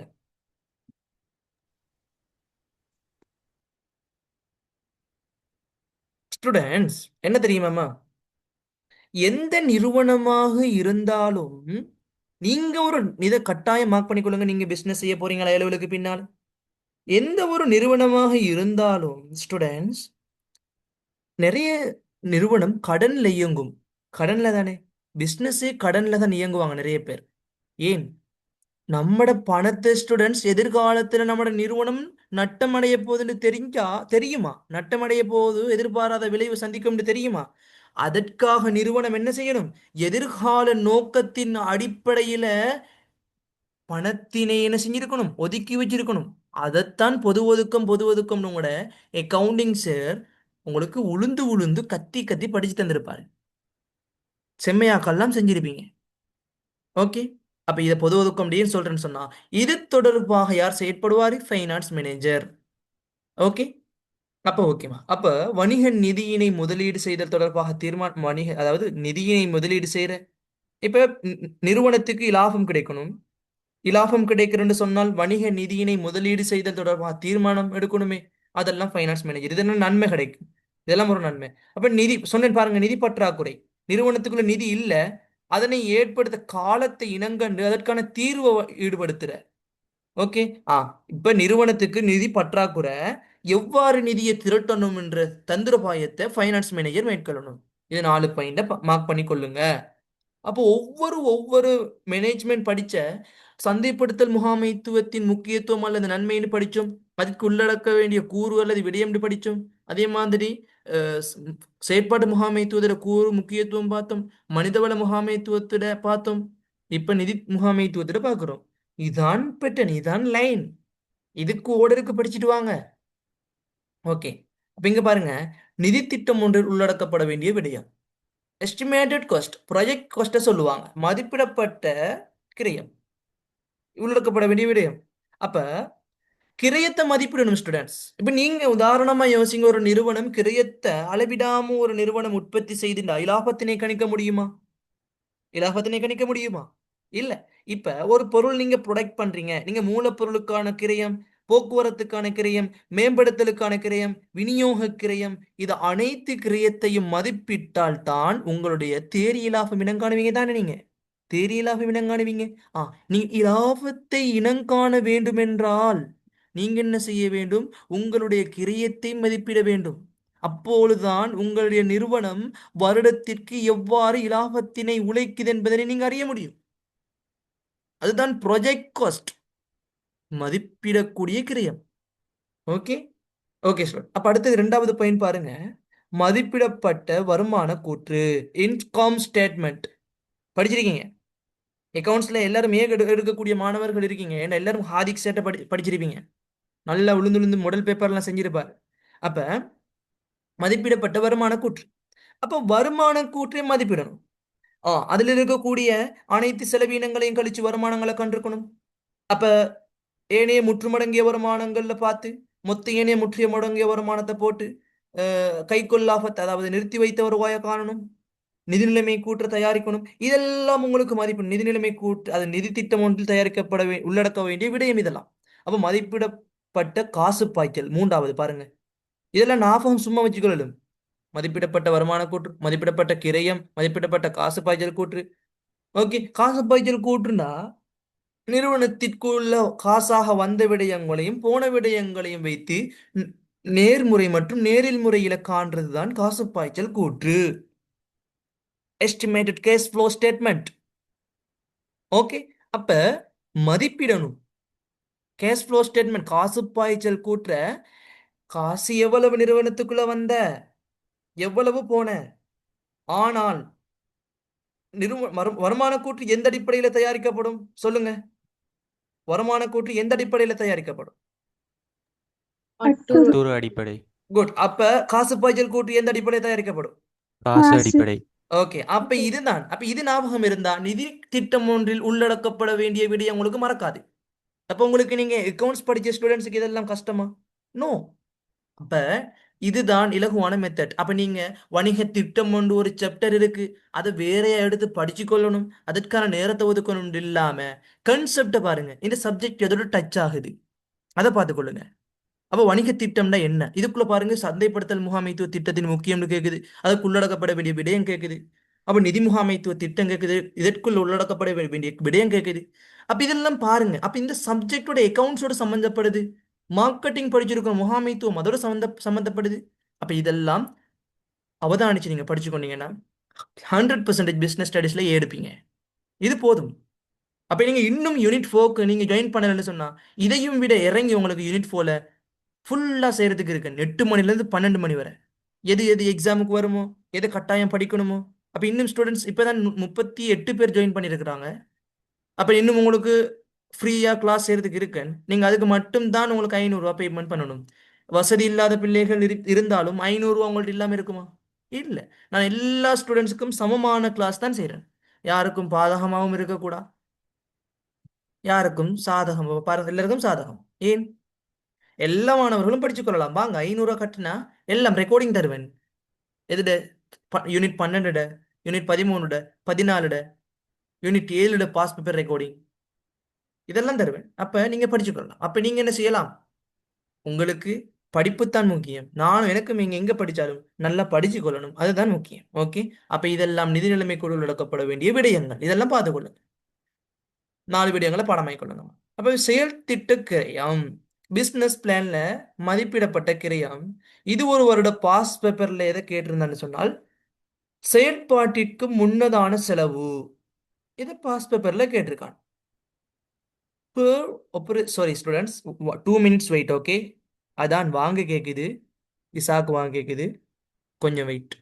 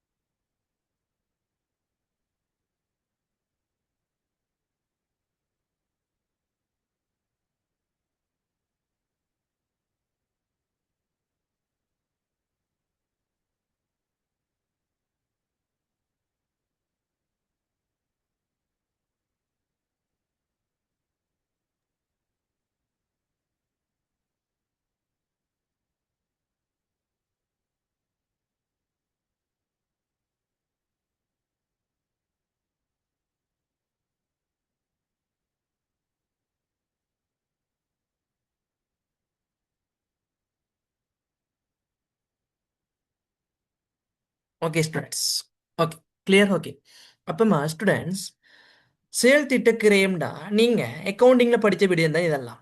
நடைமுறை அல்லா சொத்தெல்லாம் படிச்சு செயல் திட்ட கிரயம் 3 பிரிவு இருக்கு. ஒன்று மொத்த நடைமுறை அல்லா சொத்து கிரயம், இன்னொன்று செயற்பாட்டிற்குரிய முன்னதாக இப்ப ஒரு ப்ரொசஸ் நடக்கும், இப்போ ஒப்பரேஷனல் எக்ஸ்பென்சஸ், அதாவது முன்னதாக நடந்த செலவு. அடுத்தது மொத்த தொழிற்படு மூலதனம், 3 செலவு இருக்கு. அப்ப அதாவது மொத்த நடைமுறை அல்லா சொத்துன்னு படிச்சிருப்போம். என்ன படிச்சிருப்பீங்க? ஒரு வருடத்துக்கு மேலன்னு சொல்லி நீங்க அக்கௌண்ட்ஸ்ல எல்லாம் பிரிச்சு மேய்ஞ்சிருப்பீங்க. அதைத்தான் நாங்க சொல்லுது. காணி, கட்டடம், இயந்திர உபகரணம் அதெல்லாம் படிக்கணுமா? இல்ல, நீங்க படிச்சது ஏற்கனவே நீண்ட கால வாழ்வு தன்மையை குறிக்கும். ஓகே, அப்ப இது எக்ஸாமுக்கு கேட்ட கேள்வி. செயற்பாட்டிற்கு முன்னதாக செலவுகளை குறிப்பிட்டு 2 உதாரணம் தருக. இப்படி கேள்வி கேட்பான். நான் உங்களுக்கு பேப்பரும் செய்வேன். இப்ப பாருங்க, ஒப்ரேஷனல் எக்ஸ்பென்சஸ் எதிர்பார்க்க அப்படின்னா என்னன்னு சொன்ன ஸ்டூடெண்ட்ஸ், இப்ப பாருங்கம்மா, செயற்பாட்டு கருமங்களை ஆரம்பிப்பதற்கு முன்னர் தேவைப்படும் செலவு. இப்போ ஒரு செயற்பாட்டை நீங்க ஆரம்பிக்கணும் என்றால், இப்ப நீங்க பாருங்க ஸ்டூடெண்ட்ஸ், இப்ப நீங்க ஒரு காலேஜ் அடிக்க போறீங்க, பிரைவேட் காலேஜ். இப்ப பாருங்க, கொமர்ஸ் காலேஜ் ஒன்று அடிக்க போறீங்க. ஓகே, அப்ப அதுக்கு என்ன செய்யணும்? ஒரு இடத்தை ஒழுங்கமைக்கிறதுக்கான செலவு. அப்ப சரி, நீங்க பிசிக்கலா கிளாஸ் சேரண்ட ஒரு இடம் தேவை கட்டாயம், ஒரு கட்டடம், அதற்கான செலவு ஏற்படும், அதை குறிக்கும். அப்ப செயற்பாடு கட்டடத்துல நீங்க நைட்ல படிக்கிற என்ன தேவை? மின்சாரம் தேவை. ஓகே, அப்ப அதை முன்கூட்டியே செஞ்சிடணும். அடுத்தது என்ன? பிள்ளைகள் என்ன செய்யணும்? கட்டிடத்துல நீர் இருக்கணும், குளிக்கணும், அவங்க குடிக்கணும். அப்ப கட்டாயம் நீர் போன்ற வசதிகளை பெற்றுக்கொள்ற. இதுதான் உதாரணம். அப்ப அடுத்தது என்ன? அனுமதி பத்திரத்தை பெற்றுக்கொள்ற. இப்ப நீங்க வெப்சைட், அதாவது சாரி, கொமர்ஸ் காலேஜ் இருக்குதானே, கொமர்ஸ் காலேஜ் இருக்கு. கொமர்ஸ் காலேஜ் ஒன்று இருக்குன்னா நீங்க அரசு ரீதியாக அங்கீகரிக்கப்பட்ட ஒரு நிறுவனமாக மாறணும். இப்ப நாங்க மாறிடுவோம். இப்ப இன்னும் 1 மந்த்ல மாறிடுவோம். நாங்களும் மாறிடுவோம். சிஎஃப்ஐ நிறுவனம் இன்ஸ்டால் 1 மந்த் ஒரு 2 மந்த்ல மாறிடும். டபுள் ஐடி ஸ்டார்ட் பண்ணிடுவோம், அவங்களே ஸ்டார்ட் பண்ணி போயிடும். அப்ப நாங்க என்ன செய்யணும்? அரசு ரீதியான ஒரு அனுமதி பத்திரத்தை பெற்றுக்கொள்ற. இது ஒரு செயற்பாட்டு தொடங்குறதுக்கு முன்னால அதை செய்யணும். ஆனா நாங்க என்ன செஞ்சோம்? செயற்பாட்டை தொடங்கிட்டோம், ஆனா இன்னும் ரிஜிஸ்டர் ஆகல. அப்ப எங்களுக்கு அந்த கிரயம் இன்னும் ஏற்படல. அப்ப இது என்ன செய்யற? அனுமதி பத்திரத்தை முன்கூட்டியே பெற்றுக்கொள்ளணும். ஒரு கம்பெனியா ரூல் ஆகுறன்னு சொன்னால் அப்ப வணிக திட்டத்தை தயாரிக்கிற. இதுதான் செயற்பாட்டிற்கு முன்னதாக உள்ள செலவு. ஓகே, அப்ப அடுத்தது பாருங்க, மொத்த தொழிற்படும் மூலதனம். அப்ப ஸ்டூடெண்ட் அன்றாட வணிக கர்மங்கள் மேற்கொள்ளப்படும் தேவையான நிதி. அப்போ நடைமுறைக்கு சாத்தியமானது, அதாவது அன்றாட நடைமுறைக்கு தேவையான நிதியை தனிது குறிக்குது. இப்ப பாருங்க, என்ன உதாரணம் இருக்கு? இப்போ ஒரு நிறுவனம் உற்பத்தி செய்து ஒரு பொருளை உற்பத்தி செய்துன்னு சொன்னால் அவங்க தொடர்ச்சியாக அன்றாட ரீதியாக மூலப்பொருட்களை பெற்றுக்கொண்டே இருக்கணும். ஸ்டாக் இருப்புக்களை பெற்றுக்கொண்டே இருக்கணும். இருப்புக்கள் அதிகரித்து கொண்டே இருக்கும். அப்ப ஒரு நிறுவனம் ஸ்டூடெண்ட்ஸ், நான் கேட்கிறேன், நீங்க அக்கவுண்டிங் படிச்ச பிள்ளைகள்கிட்ட, இருப்புக்களை அதிகமாக சேகரித்தால் நன்மையா இல்ல இருப்புக்களை வச்சிருந்தா நன்மையா? சேகரித்து வச்சிருந்தா நன்மையா அல்லது இல்லாமல் செஞ்சா நன்மையா? எது நன்மை உங்களுக்கு?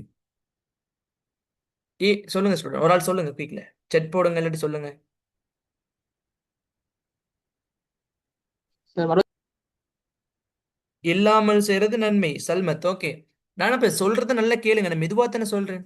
ஏனென்று சொன்னால் நீங்க வருமான கூட்டுல படிச்சிருப்பீங்க ஸ்டூடெண்ட். அப்ப நீங்க நான் பேசுறது கேக்குது இல்லையாமா உங்களுக்கு? இப்ப மூலப்பொருள் இருக்குதானே, அதை ஒரு நிறுவனத்துக்குள்ள கொண்டு வந்து இருப்பு ஸ்டோக் பண்ணி வைப்பீங்க. இருப்புக்குன்னு ஒரு ஸ்டாக் ரூம் வைப்பீங்க. நீங்க இருப்புன்னு படிச்சிருப்பீங்க அக்கவுண்டிங்ல. விற்பனைக்கு கீழே விற்பனை கிரியத்தை கழிச்சு மொத்த லாபம் காணுவீங்க. அப்ப கொள்வனவோட இருப்பை கூட்டுவீங்க, ஆரம்ப இருப்ப. அப்ப இறுதி இருப்பெல்லாம் கழிச்சிருப்பீங்க. நான் அதைத்தான் கேட்கிறேன். நீங்க மூலப்பொருட்கள், அதாவது இருப்புக்கள் அதிகரித்தால் ஒரு நிறுவனத்திற்கு நன்மையா, இருப்புக்களை சேகரிக்காமல் நடைமுறைக்கு சாத்தியமாக உற்பத்தி செய்துவிட்டு இல்லாமல் செய்வது நன்மையா? அதைத்தான் கேட்டேன். இப்ப சல்மத் சொல்லியிருக்காங்க இல்லாமல் செய்து நன்மை. எஸ். ஏன்? எப்ப அப்ப ஏன்னு சொன்ன ஸ்டூடெண்ட்ஸ், மூலப்பொருள் நீங்க படிச்சிருப்பீங்க, இருப்பு வீழ்ச்சி நட்டம் ஏனைய செலவுல காட்டியிருப்பீங்க. அப்ப நட்டம் ஏற்படும். விளங்குதா? இதுதான் கன்செப்ட். படிக்கிற தொழிற்படும் மூலதனத்துக்கு கீழே என்ன செய்யணும்? நீங்க உதாரணம், மூலப்பொருட்களை பெற்றுக்கொள்வதற்கு. அப்ப அடுத்தது உற்பத்தி செய்கிற போது மேந்தலை கிரியங்களை மேற்கொள்ளும் போது, மேந்தலை கிரியம்லாம் நீங்க படிச்சிருப்பீங்க. அப்ப நிர்வாக பொது மேந்தலை கிரியம், அப்ப அட்மினிஸ்ட்ரேட்டிவ் மேந்தலை கிரியம், அதாவது அதனை மேற்கொள்கின்ற பொழுது மேந்தலை கிரிய அட்டவணை எல்லாம் படிச்சிருவீங்க, பகுப்பாய்வு அட்டவணை. அப்ப சந்தைப்படுத்தல் போது மேம்படுத்தல் கிரியம் கொள்வதற்கு. அப்ப தொழிற்படும் மூலதனத்துக்கு உதாரணம் இது. ஓகே, தொடர்ச்சியாக தொழிற்படும் மூலதனம் நீங்க ஞாபகம் வச்சுக்கொள்ளுங்க. தொழிற்படும் சொன்னது சொல்லுதுன்னு சொன்னால் அன்றாட வாழ்வில் நடைமுறைக்கு இப்பொழுது மார்க் பண்ணி வச்சுக்கொள்ளுங்க. ஆனா செயற்பாட்டிற்கு முன்னதான செலவுண்டா என்ன? இங்க பாருங்க, 3 இருக்கு. உப பிரிவு செயல் திட்ட கிரியத்துல 3 பிரிவு இருக்கு. ஒன்று நடைமுறை அல்லா சொத்து கிரயம், அது எதிர்காலம் ரீதியாக நீண்ட கால வாழ்வுத்தன்மை. அது என்ன? நடைமுறை அல்லா சொத்து கிரயம். இன்னொன்று பிரிவு, 2வது பிரிவு தான் இருக்கு, செயற்பாட்டிற்கு முன்னதான செலவு. அதுதான் என்ன? ஒரு நிறுவனம் செய்யறன்னு சொன்னதுக்கு கட்டட அமைவிடம், செலவு, மின்சாரத்தை சொல்றேன். அப்ப தொழிற்படும் மூலதனம்னு சொன்ன ஒரு பிரிவு இருக்கு, நடைமுறைக்கு சாத்தியம், நடைமுறைக்கு பொருந்தக்கூடியதுதான் நீங்க சொல்லுது. ஓகே, அப்ப ஸ்டூடெண்ட்ஸ், ஓகே, மதிப்பிடப்பட்ட வருமான கூட்டலாம் நீங்க படிச்சிருப்பீங்க. விற்பனை வருமானத்தை இனம் காணணும், அதுக்கு உள்ளடக்கப்பட வேண்டிய விடயம் விற்பனை கிரியம், மொத்த இலாபம், செயற்பாட்டு செலவு, வரிக்கு பின்னரான இலாபம், இதெல்லாம் உங்களுக்கு தெரியும். மதிப்பிடப்பட்ட வருமான கூட்டில் உள்ளடக்கப்பட வேண்டிய விடயம்னா நீங்க இதெல்லாம் டீப்பா படிக்க தேவையில்லை. அப்ப இதெல்லாம் நீங்க கட்டாயமாக மதிப்பிடப்பட்ட வருமான கூற்றில் உள்ளடக்கப்பட வேண்டிய விடயம் என்று சொல்லி கேட்டால் நீங்க உடனடியாக இதை கொடுக்கலாம். மதிப்பிடப்பட்ட விற்பனை வருமானம், விற்பனை எவ்வளவு வருமானம் சொல்லி மதிப்பிடப்படுற, விற்பனை கிரயம் எவ்வளவு, விற்பனை கிரயம் கணிக்கிறது உங்களுக்கு தெரிஞ்சிருக்கும். அப்ப விற்பனை கிரியம் எவ்வளவு என்று சொல்லி மொத்த இலாபத்தை மதிப்பிடுற. செயற்பாட்டு செலவுக்குள்ள வரக்கூடியது விநியோக செலவு, ஏனைய செலவு, நிர்வாக செலவு, நிதி செலவு, இதெல்லாம் மதிப்பிடுற. வரிக்கு பின்னரான இலாபம்னு சொன்னால் நீங்க ஆண்டுக்கான இலாபத்திலிருந்து, ஓகே சாரி, மொத்த லாபத்துல இருந்து செலவுகள்லாம் கழிச்சு தேறிய லாபத்திலிருந்து ஆண்டுக்கான வரியை கழிச்சு ஆண்டுக்கான லாபம் வரிக்கு பின்னரான லாபத்தை தான் இங்க மதிப்பிடுறத சொல்லுது. Okay okay. அப்ப இங்க பாருங்க மதிப்பிடப்பட்ட காசு பாய்ச்சல் கூற்று. அப்ப ஸ்டூடெண்ட்ஸ் காசு பாய்ச்சல் கூற்று உங்களுக்கு சொல்லி டீப்பா பார்க்க தேவையில்லை, இதெல்லாம் சும்மா உங்களுக்கு தெரிஞ்சிருக்கும். காசாக வந்தது போனதெல்லாம் இனம் காண்றது தான் காசு பாய்ச்சல், ஒரு அட்டவணையை தயாரிக்கிற காசு பாய்ச்சல் கூற்றாகும். ஓகே. அப்ப அடுத்தது பாருங்க மதிப்பிடப்பட்ட காசு பாய்ச்சல் கூற்று ஒன்றில் விளக்கப்பட வேண்டிய தகவல். காசு பாய்ச்சல் கூற்றுல என்ன இருக்கணும்? கடன் பெறுறேன்னு சொல்லி படிச்சிருப்பீங்க. கடனை பெற்ற இதுக்குள்ள போடணும். நிதியீட்டு நடவடிக்கையா செயற்பாடு நடவடிக்கையா அதெல்லாம் உங்களுக்கு தெரிஞ்சிருக்கணும். அப்ப உரிமையாண்மை மூலதனம் ஓகே, வருமானம் பெறப்படல் ஓகே, கடன் பட்டோரிடமிருந்து பெற்ற காசு ஓகே, அப்ப உடன் காசு விற்பனை இதெல்லாம் ஒரு காசு பாய்ச்சல் கூற்றுல உள்ளடக்கப்பட வேண்டிய விடயம். Okay okay. அப்போ காசு வெளிப்பாய்ச்சல். அப்ப காசு உட்பாய்ச்சல்னு சொன்னா நிறுவனத்திற்குள்ளே காசாக வந்த விடயம். காசு வெளிப்பாய்ச்சல்னா நிறுவனம் காசை வெளியில இருந்து கொள்வனவு செய்யும் போது காசை அப்ப பாருங்க எந்த சொல்லுது, நடைமுறை அல்லா சொத்துக்களை கொள்வனவு செய்தல். இப்போ ஒரு பொருளை கொள்வனவு செஞ்ச என்ன செய்யும்? காசு நிறுவனத்திற்கு உள்ளே இருந்து வெளியே செல்லும், அதுதான் காசு வெளிப்பாய்ச்சலுக்கான உதாரணம். இப்போ பாருங்க மூலப்பொருள் மற்றும் விற்பனைகளை பொருட்களை கொள்வனவு செய்தல். மூலப்பொருள் மற்றும் விற்பனையை கொள்வனவு செஞ்சா நிறுவனத்துக்கு என்ன செலவு? எது போகும்? காசு போகும். டபுள் என்ட்ரி ஃபார்ம், இரட்டை பதிவு நீங்க படிச்சிருப்பீங்க ஆரம்பத்துல. அதை இங்க பேசிக் கான்செப்ட் கேடுங்க. கடன் தவணை பணங்கள், வட்டி செலவீன கொடுப்பனவு இதெல்லாம் நிறுவனத்துக்கு உள்ளே வட்டி செலவீனங்கள்ல நீங்க படிச்சிருப்பீங்க. செயற்பாட்டு செலவுக்கு கீழே போடுவீங்கன்னு நினைக்கிறேன். கடன் தவணை பணங்கள் நிதியீட்டு நடவடிக்கை கீழே போடுவீங்கன்னு நினைக்கிறேன். இதெல்லாம் நிறுவனத்திற்கு உள்ளே இருந்து வெளியில் செல்வது காசு வெளிப்பாய்ச்சல். இதற்கான உதாரணத்தை பார்த்துக்கொள்ளுங்க. Okay okay. அப்ப அங்க பாருங்க மதிப்பிடப்பட்ட நிதிநிலைமை கூற்று. ஓகே. அப்ப குறிப்பிட்ட நிதியாண்டு ஒன்றின் நிதி திகதியில் வணிகம் நிதி நிலைமை கூற்று உங்களுக்கு தெரிஞ்சிருக்கும். கடன் மீள் செலுத்துகை அட்டவணை இதெல்லாம் மீள் செலுத்துகை அட்டவணைன்னு சொன்னா ஒரு நிறுவனம் கடன் பெறும் வணிகம் ஒன்று. அந்த கடனை செலுத்துறதுக்கு என்ன செய்யணும்? வணிகத்திற்கு பெற்றுக்கொள்ளும் கடன் பணம், கடனுக்கான வட்டி என்பன மீள செலுத்தும் முறைய ஆண்டு தொடக்கத்திலும் இறுதியிலும் உள்ள கடன் மீதி போன்ற விவரங்களாகும். இதுதான் ஆண்டு ஆரம்பத்துல எவ்வளவு மீதி இருந்துச்சு, இறுதியில் எவ்வளவு மீதி இருந்துச்சுன்றத பாக்குறது தான் கடன் மீள் செலுத்துகை அட்டவணை. ஓகே, பேசிக் கன்செப்ட். அப்ப நான் உங்களுக்கு முன்கூட்டி சொல்லியிருந்தேன் எதை பாடமாக்கணும் எதை சொல்லி மார்க் பண்ணி தந்திருந்தேன், அதை மார்க் பண்ணி படிச்சு கொள்ளுங்க. அப்ப செயற்றிட்ட சுருக்கம் இது இம்பார்ட்டன்ட் பாயிண்ட், பாடமாக வேண்டியது 18-6. வணிக திட்டத்திற்கு ஏற்ப வணிக எண்ணத்தின் பொருத்தப்பாட்டினை மதிப்பிடல். ஓகே. அப்ப ஸ்டூடெண்ட்ஸ் நிதி அளவீட்டு கருவி என்ன இருக்கு? நிதி அளவீட்டின் சமபாட்டு புள்ளி பகுப்பாய்வு. ஓகே. லாபம் எவ்வளவு நட்டம் எவ்வளவுன்னு சொல்லி சமபாட்டு புள்ளி, லாபம் இல்லை நட்டம் இல்லைன்னு கணிப்பிடுற புள்ளி நிதி அளவீட்டு கருவி. நிதி அல்ல அளவீட்டு கருவிண்டா மூலப்பொருள் காணப்படுதா, நிறுவனத்துக்குள்ள மூலப்பொருள் காணப்படுதா, நடைமுறைப்படுத்த முடியுமா? மூலப்பொருள் என்ன? இழிவு, அதாவது தரம் குறைந்த மூலப்பொருளா, தரமான மூலப்பொருள் நடைமுறைப்படுத்த முடியுமா? அப்ப சமூகத்திற்கு வழங்கும் பங்களிப்பு, அப்ப சொசைட்டி கண்ட்ரிபியூஷன். ஓகே. அப்ப சமூகத்திற்கு வழங்கும் பங்களிப்பு சரியானதா? ஓகே. அப்ப அடுத்து பாருங்க சூழல் நேசிப்பு தன்மை கொண்டதா, அப்ப சமூகத்துக்கு என்வாயர்மெண்ட்டுக்கு நேசிப்பு தன்மை இருக்கா? இப்ப நிதி அல்லா அளவீட்டு கருவி தான் இது. தொடர்ச்சியாக நடைமுறைப்படுத்த முடியுமா? சூழலுக்கு சரியாக இருக்குமா? எல்லாம் தொடர்ச்சியாக இது கருவிகளை பார்த்துக்கொள்ளுங்க. MCQக்கு இம்போர்ட் நிதி அல்ல அளவீட்டு கருவிகளுக்குள் உள்ளடக்க முடியாத விடயம். ஓகே. அப்போ ஓகே ஸ்டூடெண்ட்ஸ், அப்ப கூட்டு சமூக பொறுப்பு என்ன கரு, நீங்க சமூக பொறுப்புண்டா படிச்சிருப்பீங்க, அதெல்லாம் பார்த்துக்கொள்ளுங்க சும்மா நார்மலா. அப்ப நம்ம இங்க வருவோம் 18-7. அடிப்படை விடயங்களை பொழிப்பாக்கப்படும் சுட்டிக்காட்டும் வணிக திட்டம் ஒன்றில் நிறைவேற்றி சுருக்கம் என்னன்னு பார்ப்போம். ஸ்டூடெண்ட்ஸ் நீங்க நிறைவேற்றி சுருக்கம்னு சொன்னா இப்ப பாருங்கம்மா, நான் உங்களுக்கு கன்செப்ட் தாரன்னு பாருங்க. இப்ப நீங்க பிசினஸ் ஸ்டடிஸ் படிக்கக்கூடிய மாணவர்கள் என்ன செய்வீங்கன்னு சொன்னால், நான் உங்களுக்கு முன்கூட்டி சொல்லியிருந்தேன். இப்ப நீங்க எந்தெந்த நோட்ஸ் தியரி அதிகமா இருக்கோ அதை பொழிப்பாக்கம் செய்வீங்க, அதை சுருக்கி கொள்வீங்க. அப்ப ஒரு லெட்டர் ஒரு சிஆர் பேப்பர் எடுத்து நடுவால மடிச்சு கொண்டு குறிப்பெடுத்துக் கொள்வீங்க, எனக்கு இலகுவாக விளங்குற மாதிரி. அதே மாதிரி நிறுவனம் ஒன்று வணிக திட்டத்தினை பகுப்பாய்வு செய்யும். இது தொடர்பாக இது, அது தொடர்பாக அதுன்னு சொல்லி பகுப்பாய்வு செஞ்சு வணிக திட்டத்தினை பரிசீலனை செய்கின்ற எந்த நபராக இருந்தாலும் அது தொடர்பான ஒரு ஷார்ட் மெத்தட் குறிப்புன்னு எடுத்துக்கொள்வாங்க. அதை எடுத்து என்ன செய்வாங்கன்னு சொன்னா, வணிக திட்டத்தில், அந்த வணிக திட்டத்தில் உள்ளடக்கப்பட்டுள்ள அனைத்து விடயங்களையும் ஒரு ஷார்ட் மெத்தட்ல, நீங்க இப்ப சந்தைப்படுத்தல் முகாமைத்துவம் ஷார்ட் மெத்தட் எடுக்கிறீங்க பாருங்க, சொல்றேன். சந்தைப்படுத்தல் முகாமைத்துவம் என்ன?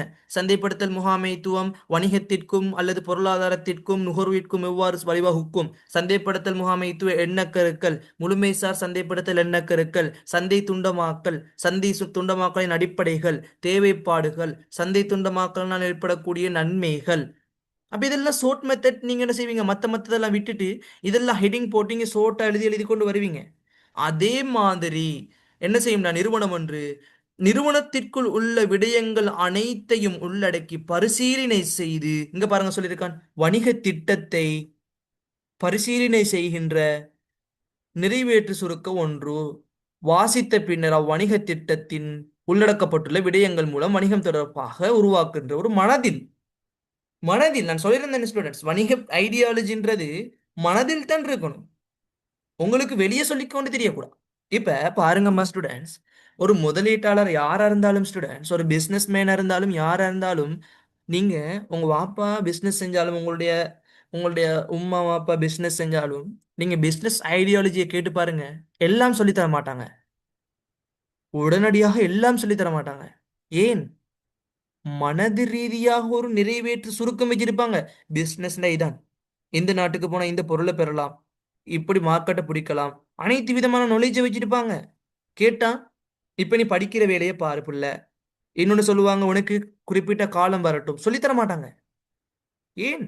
அது யாருக்கும் அந்த இதை நீங்களும் தான் உங்களுடைய நண்பர் நினைச்சிட்டு, என் உயிர் நண்பன் நினைச்சிட்டு எல்லாத்தையும் கொட்டுறல்ல, எனக்கு தெரிஞ்ச விடயம்னு சொல்லி அவனுக்கு தேவையான பிரதியுபகாரம் கொடுப்பனவன்னு சொல்லுவாங்க. அப்படின்னா, அவனுக்கு, உங்களோட நண்பனுக்கு கட்டாயமாக ஒரு நன்மை பயக்கக்கூடிய, இப்ப நீங்க ஒரு படிப்பை படிச்சு கொடுக்குறீங்க, அது பிரச்சனை இல்லை, தெளிவு பண்றீங்க, அது பிரச்சனை இல்லை.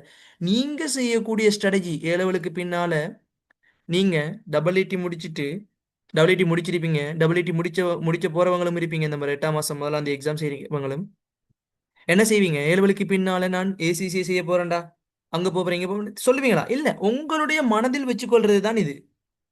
நீங்க எதை செய்ய போறீங்களோ அதை நீங்களா உங்களோட ப்ரொசஸ்ல வச்சுக்கொள்ளணும். அதை பாருங்க, மாஸ்டர் மைண்ட் உள்ள டீச்சர்ஸ், லெக்சரர் இருக்காங்களே, பேச மாட்டாங்க பெருசா. நம்மளோட டீச்சர்ஸ் தான் சரியா பேசுவாங்க. கிளாஸ்ல மட்டும்தான் லெக்சரர்மார் பேசுவாங்க. நம்மளோட டீச்சர்ஸ் கிளாஸ் மட்டும் இல்லாம எங்கும் பேசி தெரிவாங்க டீச்சர்ஸ்மாரோட. ஆனா லெக்சரர்மார் அவதானிப்பார்கள், கிளாஸ்ல மட்டும் நல்லா படிச்சு கொடுப்பாங்க. ஆனா லெக்சரர்மார் எப்படி செய்வாங்க ஸ்டூடெண்ட்ஸ்? படிப்பிக்க மாட்டாங்க, அதாவது பெருசா யோசிக்க மாட்டாங்க. எப்படின்னு சொன்ன எப்படி தெரியுமா இருப்பார்கள்? ஒண்ணுமே தெரியா படிப்பறிவு இல்லாத புள்ள, நீங்க யூனிவர்சிட்டி போன விளங்கும், ஒண்ணுமே தெரியா எப்படி இருப்பா தெரியுமா? சும்மா கண்ணாடி ஒன்று போட்டு, ஆ ஓ, நீங்க சொல்றதுக்கு தலையை மாட்டிக்கிட்டு, நீங்க என்ன சார் நெக்ஸ்ட் பிளான், இப்ப கேளுங்க, இல்லைங்க யூனிவர்சிட்டி போனா கேளுங்க, உங்களோட லெக்சர்கிட்ட கேளுங்க, sir your next plan, your PhD holder, அதை சொல்லுவாரு சிரிச்சிட்டு சும்மா, that is my position. No. அப்ப அவருடைய தீர்மானத்தை அவர் வெளிப்படுத்த மாட்டார். ஏன்? மாஸ்டர் மீட்டர் உள்ளவன் நம்மளுடைய ஒரு ஐடியாலஜி ஒன்று இருக்குன்னு தானே, இதை செய்ய போறோம் அதை செய்ய போறோம்னு. உங்களுடைய ஸ்கூல்ல முதலாவது 2வது வாரப்படி என்று இருப்பானுங்க. நீ ஏலவலுக்கு என்ன படிக்க போறேன்னு கேட்டா ஒரு சிலவன் இருப்பான் ஸ்டூடெண்ட்ஸ், சொல்லுவான் நான் பயோ படிக்க போறேன், மெத்ஸ் படிக்க போறேன்னு சொல்லி, கொமர்ஸ் படிக்க போறேன்னு சொல்லுவான். ஆனால் ஒரு சிலவன், நான் பாப்பம் பயோ மெத்ஸ் படிக்கிறேன்ட்டு கொமர்ஸுக்கு வந்துருவான். அவன் ஐடியாலஜி அது. ஏன்? அவனுக்கு தெரியும் கொமர்ஸுக்கு வந்தா நல்லா உழைக்கலாம், சம்பாதிக்கலாம்னு அவனுக்கு தெரியும். பயாலஜி இன்ஜினியரிங் போனா 28 வயசு வரையும் உம்மா வாப்போட காசுல தான் செலவழிக்கணும்னு தெரியும். ஆனா கொமர்ஸுக்கு 21 வயசுல, 21 வயசு 22 வயசுல உழைக்கலாம்னு தெரியும். அப்ப அவன் ஐடியாலஜியை சொல்ல மாட்டான், வெளிப்படுத்த மாட்டான். இது எல்லோருக்கும் இருக்கணும். Okay, okay students. அப்ப இங்க பாருங்க, எதிர்கால முதலீட்டாளர்கள். அப்ப பாருங்க, வெளியக பிரிவினர்கள் சொல்லி வணிக திட்டம் மற்றும் மிக குறிப்ப நிறைவேற்று சுருக்கம், இது சும்மா நார்மலா பார்த்துக்கொள்ளுங்க. நிறைவேற்று சுருக்கம் என்னன்னு சொல்லி தந்துட்டேன். ஓகே, அந்த கான்செப்ட் நீங்க நோட்ஸை நார்மலா பார்த்துக்கொள்ளுங்க. அப்ப இது கட்டாயம் முக்கியம். நிறைவேற்று சுருக்கத்தின் நோக்கம் அல்லது முக்கியத்துவம். ஓகே, மார்க் பண்ணிக்கொள்ளுங்க. முழுமையான வணிக திட்டம் தொடர்பாக அதாவது வணிக திட்டம் இருக்குத்தானே, அது முழுமையாக என்ன செய்யணும், ஒரு பாதை. நிறுவனம் எதை நோக்கி செல்லணும், நிறுவனம் எதை உற்பத்தி செய்யணும், வாடிக்கையாளர்களுக்கு எந்த பொருளை உற்பத்தி செய்ய கொடுக்கணும், இது அனைத்தையும் நிறைவேற்று சுருக்கம் காணப்படும். இதை உள்ளடக்கி தான் காணப்படும். நிறைவேற்று சுருக்கம் நான் என்ன சொன்னேன், நிறுவனத்தோட நோக்கத்தை அதுக்குள்ள உள்ளடக்கி இருப்பாங்க. நீங்க இப்ப சந்தைப்படுத்தல் முகாமைத்துவத்துல நீங்க எண்ணக்கருக்களை ஷோர்ட் நோட்ல எடுத்திருப்பீங்க, சந்தைப்படுத்தல் அடிப்படைகள் எடுத்திருப்பீங்க. அதே மாதிரி ஸ்டூடெண்ட்ஸ், ஒரு நிறுவனம் தொடர்ச்சியாக ஒரு வணிக திட்டம் தொடர்பாக பாதை, நான் எதிர்காலத்தில் சர்வதேச ரீதியாக வணிகம் ஒன்றாக மாறணும்னு சொல்லி ஒரு பாதை இருந்தால் அந்த நிறைவேற்று சுருக்கத்துல குறிப்பிட்டிருப்பாங்க. இது நான் நோக்கம் இருக்கணும், எதிர்கால நோக்கம் இருக்கணும், ஒரு இலட்சிய நோக்கம் இருக்கணும். இதுதான் முக்கியம், இம்பார்ட்டன்ட் பாயிண்ட். ஓகே, அப்ப அடுத்தது பாருங்க, வணிக திட்டம் தொடர்பாக நம்பகத்தன்மையினை ஏற்படுத்துகின்றது. அப்ப நிறைவேற்று சுருக்கத்தின் நன்மை என்ன? இப்ப பிசினஸ் பிளான், பிசினஸ் ஐடியாலஜி தொடர்பாக ஒரு நம்பிக்கைத்தன்மை. இப்போ ஒரு நிறைவேற்று சுருக்கத்துல இப்ப நீங்க கேட்பீங்க, டே மச்சான், இவன் ஷோர்ட் நோட்டை கொஞ்சம் தான் எக்ஸாம் நெருங்குது படிச்சுட்டு தாரு. ஏன்? அது நம்பகத்தன்மை. ஷோர்ட் நோட்ல என்ன இருக்கும், அதுல தான் எக்ஸாமுக்கு கைட் பண்ணக்கூடிய ஷோர்ட் நோட் எடுத்து வச்சிருப்பான். அதே மாதிரி நிறைவேற்று சுருக்கம் என்பது என்ன? நிறுவனம் என்பது, ஒரு வணிகம் என்பது ஸ்டூடெண்ட்ஸ், நிறுவனத்து இயங்கும், அதாவது உண்மை தன்மையை மட்டும்தான் அதுக்குள்ள குறிப்பிட்டிருப்பாங்க. நோக்கம், இலக்கு, உள்ளக சூழல் காரணிகள், இது தொடர்பாக நம்பகத்தன்மையினை ஏற்படுத்தும். இதுதான் வணிக திட்டம் தொடர்பாக நம்பகத்தன்மை. அப்ப வணிக திட்டம் தொடர்பான வழிகாட்டியாக பெறுகிறது. அப்ப வணிக திட்டம் என்ன செய்யுது? ஒரு வணிக திட்டம் தொடர்பான வழிகாட்டி, நேர் வழிகாட்டி. அப்ப இதை குறிக்குது. ஓகே, சும்மா நார்மலா இது 3 பையனே பாடமாய் கொள்ளுங்க. அப்ப நிறைவேற்று சுருக்கத்தில் உள்ளடங்க வேண்டிய விடயம் ஸ்ட்ரக்சருக்கு கேட்பான். 4 மார்க்ஸ் இது. நிறைவேற்று சுருக்கத்துல நான் சொன்னேன், நிறுவனத்தின் நோக்கத்தை குறிப்பிட்டிருப்பான். பாருங்க இங்க என்னத்தை குறிப்பிட்டு இருக்கான், இந்த செக்ஷன் பாருங்க, வணிகத்தின் தூர நோக்கு மற்றும் இலட்சிய நோக்கு, இலக்கு, குறிக்கோள் குறிப்பிட்டிருக்கான் இல்லையா? ஏன் குறிப்பிட்டிருக்கான்? நிறைவேற்று சுருக்கம்னாலே அதான். எது? இப்ப நீங்க ஒரு இலகுவாக இப்ப நிறுவனத்துடைய நோக்கத்தையும் இலட்சிய நோக்கத்தையும் இலக்குகளையும் குறிக்கோளையும் பரப்பி விட்டுட்டா நிறுவனம் ஃபுல்லா, எல்லாராலையும் அறிஞ்சு கொள்ள முடியுமா? இல்ல. ஏன்? நீங்க ஷார்ட் நோட் எடுக்கிறீங்கம்மா, நீங்க ஷார்ட் நோட் எடுக்கிறீங்க, இதுல பிசினஸ் பிளான் வணிக திட்டத்துல ஷார்ட் நோட் எடுக்கிறீங்க, குறிப்பா எடுத்துட்டு வருவீங்க. ஏன்? உங்களுக்கு இலகுவாக மீட்டல் செய்யறதுக்கும் இலகுவாக அதாவது படிச்சு கொள்றதுக்கும் இருக்கும். அதே மாதிரி தான் நிறுவனத்தின் தூர நோக்கு, இலட்சிய நோக்கு, வணிகத்திட தொடர்பான வரலாறு, வணிகத்தின் தொடர்பான பெயர், முகவரியும் இதெல்லாம் குறிப்பிட்டிருக்கும். இவ்வளவுதான். 4 பாயிண்ட் பணமாக்கிக் கொள்ளுங்க. ஸ்டூடெண்ட்ஸ், வணிகத்தின் அறிக்கை தயாரிக்கும் பொழுது கவனத்திற்கொள்ள வேண்டிய விடயம். அப்ப இதுவும் உங்களுக்கு கட்டாயம் ஒரு 4 பாயிண்ட் மார்க் பண்ணிக்கொள்ளுங்கம்மா. வணிக அறிக்கை ஒன்றினை தயாரிக்கும் பொழுது ரிப்போர்ட், அப்ப பிசினஸ் தொடர்பான ஒரு அறிக்கையை வெளியிடுறதுக்கு, அறிக்கையை தயாரிக்கிறதுக்கு என்னத்தை அதிகமாக கவனம் செலுத்தணும்? இப்ப நீங்க ஃபைனான்சியல் ரிப்போர்ட்டிங், AATல ஃபைனான்சியல் ரிப்போர்ட்டிங் படிச்சிருப்பீங்க, AATல ஃபைனல் லெவல் இருக்கு, படிச்சாதவங்களும் இருப்பீங்க. ஸ்டார்டட்ல சிஏல இருக்கு, ஃபர்ஸ்ட் லெவல்ல ஃபைனான்சியல் ரிப்போர்ட்டிங் இருக்கு. அதுல ஸ்டூடெண்ட்ஸ் அப்ப ரிப்போர்ட் ஒன்று கொடுக்கணும், வணிக திட்டம் தொடர்பான ரிப்போர்ட். ஓகே, அப்ப இந்த ரிப்போர்ட்டை கொடுக்கின்ற பொழுது அதில் உள்ளடக்கப்பட வேண்டிய, கவனம் செலுத்த வேண்டிய விடயத்தை தான் நீங்க குறிக்குது. என்ன இருக்கணும் பாருங்க, ஒவ்வொரு புதிய தலைப்புகளையும், இந்த நான் எழுதிருக்கிறத பாருங்க, ஒவ்வொரு புதிய தலைப்புகளையும் புதிய பக்கத்தில் தொடங்குதல். இப்ப ரிப்போர்ட்ல ஸ்டூடெண்ட்ஸ் நீங்க கட்டாயம் இதை படிச்சுக்கணும். ஃபைனான்சியல் ரிப்போர்ட் பண்ணுகின்ற பொழுது குறுக்கால இப்போ ஒன்று எழுதிட்டு பின்னால ஒரு ரிப்போர்ட் பண்றீங்க, அந்த ரிப்போர்ட்டுக்கு நீங்க டைப் பண்ணி ஃபுல்லா செஞ்சதுக்கு பின்னால அரைவாசி பக்கம் வந்துட்டு, அப்ப அதுல இருந்து அடுத்த பக்கத்தை தொடங்கக்கூடாது, அடுத்த பக்கத்தை பெரட்டணும். அது கவனம் செலுத்தணும், கட்டாயமான விடயம். அப்ப விடய இலக்கங்களை மற்றும் ஒழுங்குமுறையில் எழுதுற, நீங்க காசோலை படிச்சீங்க தானே, அதே மாதிரி தான் காசோலை என்ன, ஏன் புறக்குறிப்பு, அதாவது காசோலை மறுக்கப்படக்கூடிய சந்தர்ப்பம், அழிவடையக்கூடிய மையால் எழுவுற, விளங்குது. அதே மாதிரி தான் விடயம் இலக்கங்களை ஒழுங்குமுறையில் எழுதியிருக்கணும். ஓகே, இதுல 4 பாயிண்ட் நீங்க கட்டாயம் பார்த்து கொள்ளுங்க. ஓகே ஓகே ஸ்டூடெண்ட்ஸ், அப்ப வணிக திட்டம் தயாரிக்கும் சந்தர்ப்பம் ஒரு எம்சிக்கு ஒன்று போட்டிருக்கேன். சொல்லுங்க பாப்போம் எத்தனை ஆன்சர்ன்னு சொல்லி. இது 5வது சரி இல்ல, நான் சும்மா போட்டிருக்கேன், பாப்போம் 5வது சரியா இல்ல 4வது சரியா சார், எது சரின்னு தெரியா எனக்கு, ஆன்சர் சொல்லுங்க பாப்போம். அடுத்து பாஸ் பேப்பருக்கு போ. நசாத் அஞ்சாவது. வேற யார் இருக்கீங்க? சரி, அஞ்சாவது நீங்க சொல்றது. சல்மத், நசாகத், குமார் அஞ்சாவது, சிஃப்ரா அஞ்சாவது, ஓகே. ஃபாத்தி அஞ்சாவது, ஓகே. ஹம்ரிதா அஞ்சாவது, ஓகே. ஓகே, அனு அஞ்சாவது, ஓகே. பெர்வின், ஓகே. அஸ்லம், ஓகே. சுமையா, பிரின்சி, ஓகே. சர்மி, ரஹ்மான், ஹபீப், ஓகே. ஹப்சா, ஓகே. எல்லாரும் அஞ்சாவதா? ஹப்சா, ஓகே. கௌலோஷினி அஞ்சாவது, ஓகே. இந்த மாதிரி எம்சிக்யூக்கு இதை எதிர்பார்க்கலாமா? மார்க் பண்ணிக்கொள்ளுங்க. ஓகே. அபி அஞ்சாவது, ஓகேம்மா, குட். அப்ப எல்லாரும் ஆன்சர் சொல்லியிருக்கிறீங்க. அம்மர், நஃபீர், ஓகேம்மா, அஞ்சாவது, ஓகே. அம்மர், ஓகேம்மா. ஸ்டெல்லா அஞ்சாவது, ஓகேம்மா. வேற யார் இருக்கீங்க? ஓகே. அப்ப இவ்வளவு பேர் குட். அப்ப எல்லாரும் தெளிவா படிச்சிருக்கீங்க. இப்ப நம்ம என்ன செய்யலாம்? Pass paper, get ready, go to the move pass paper. அஸ்மா அஞ்சாவது, ஓகேம்மா, குட்.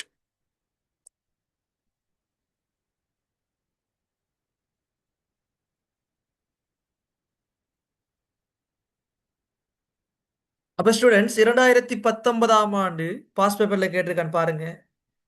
இந்த கேட்டிருக்கான்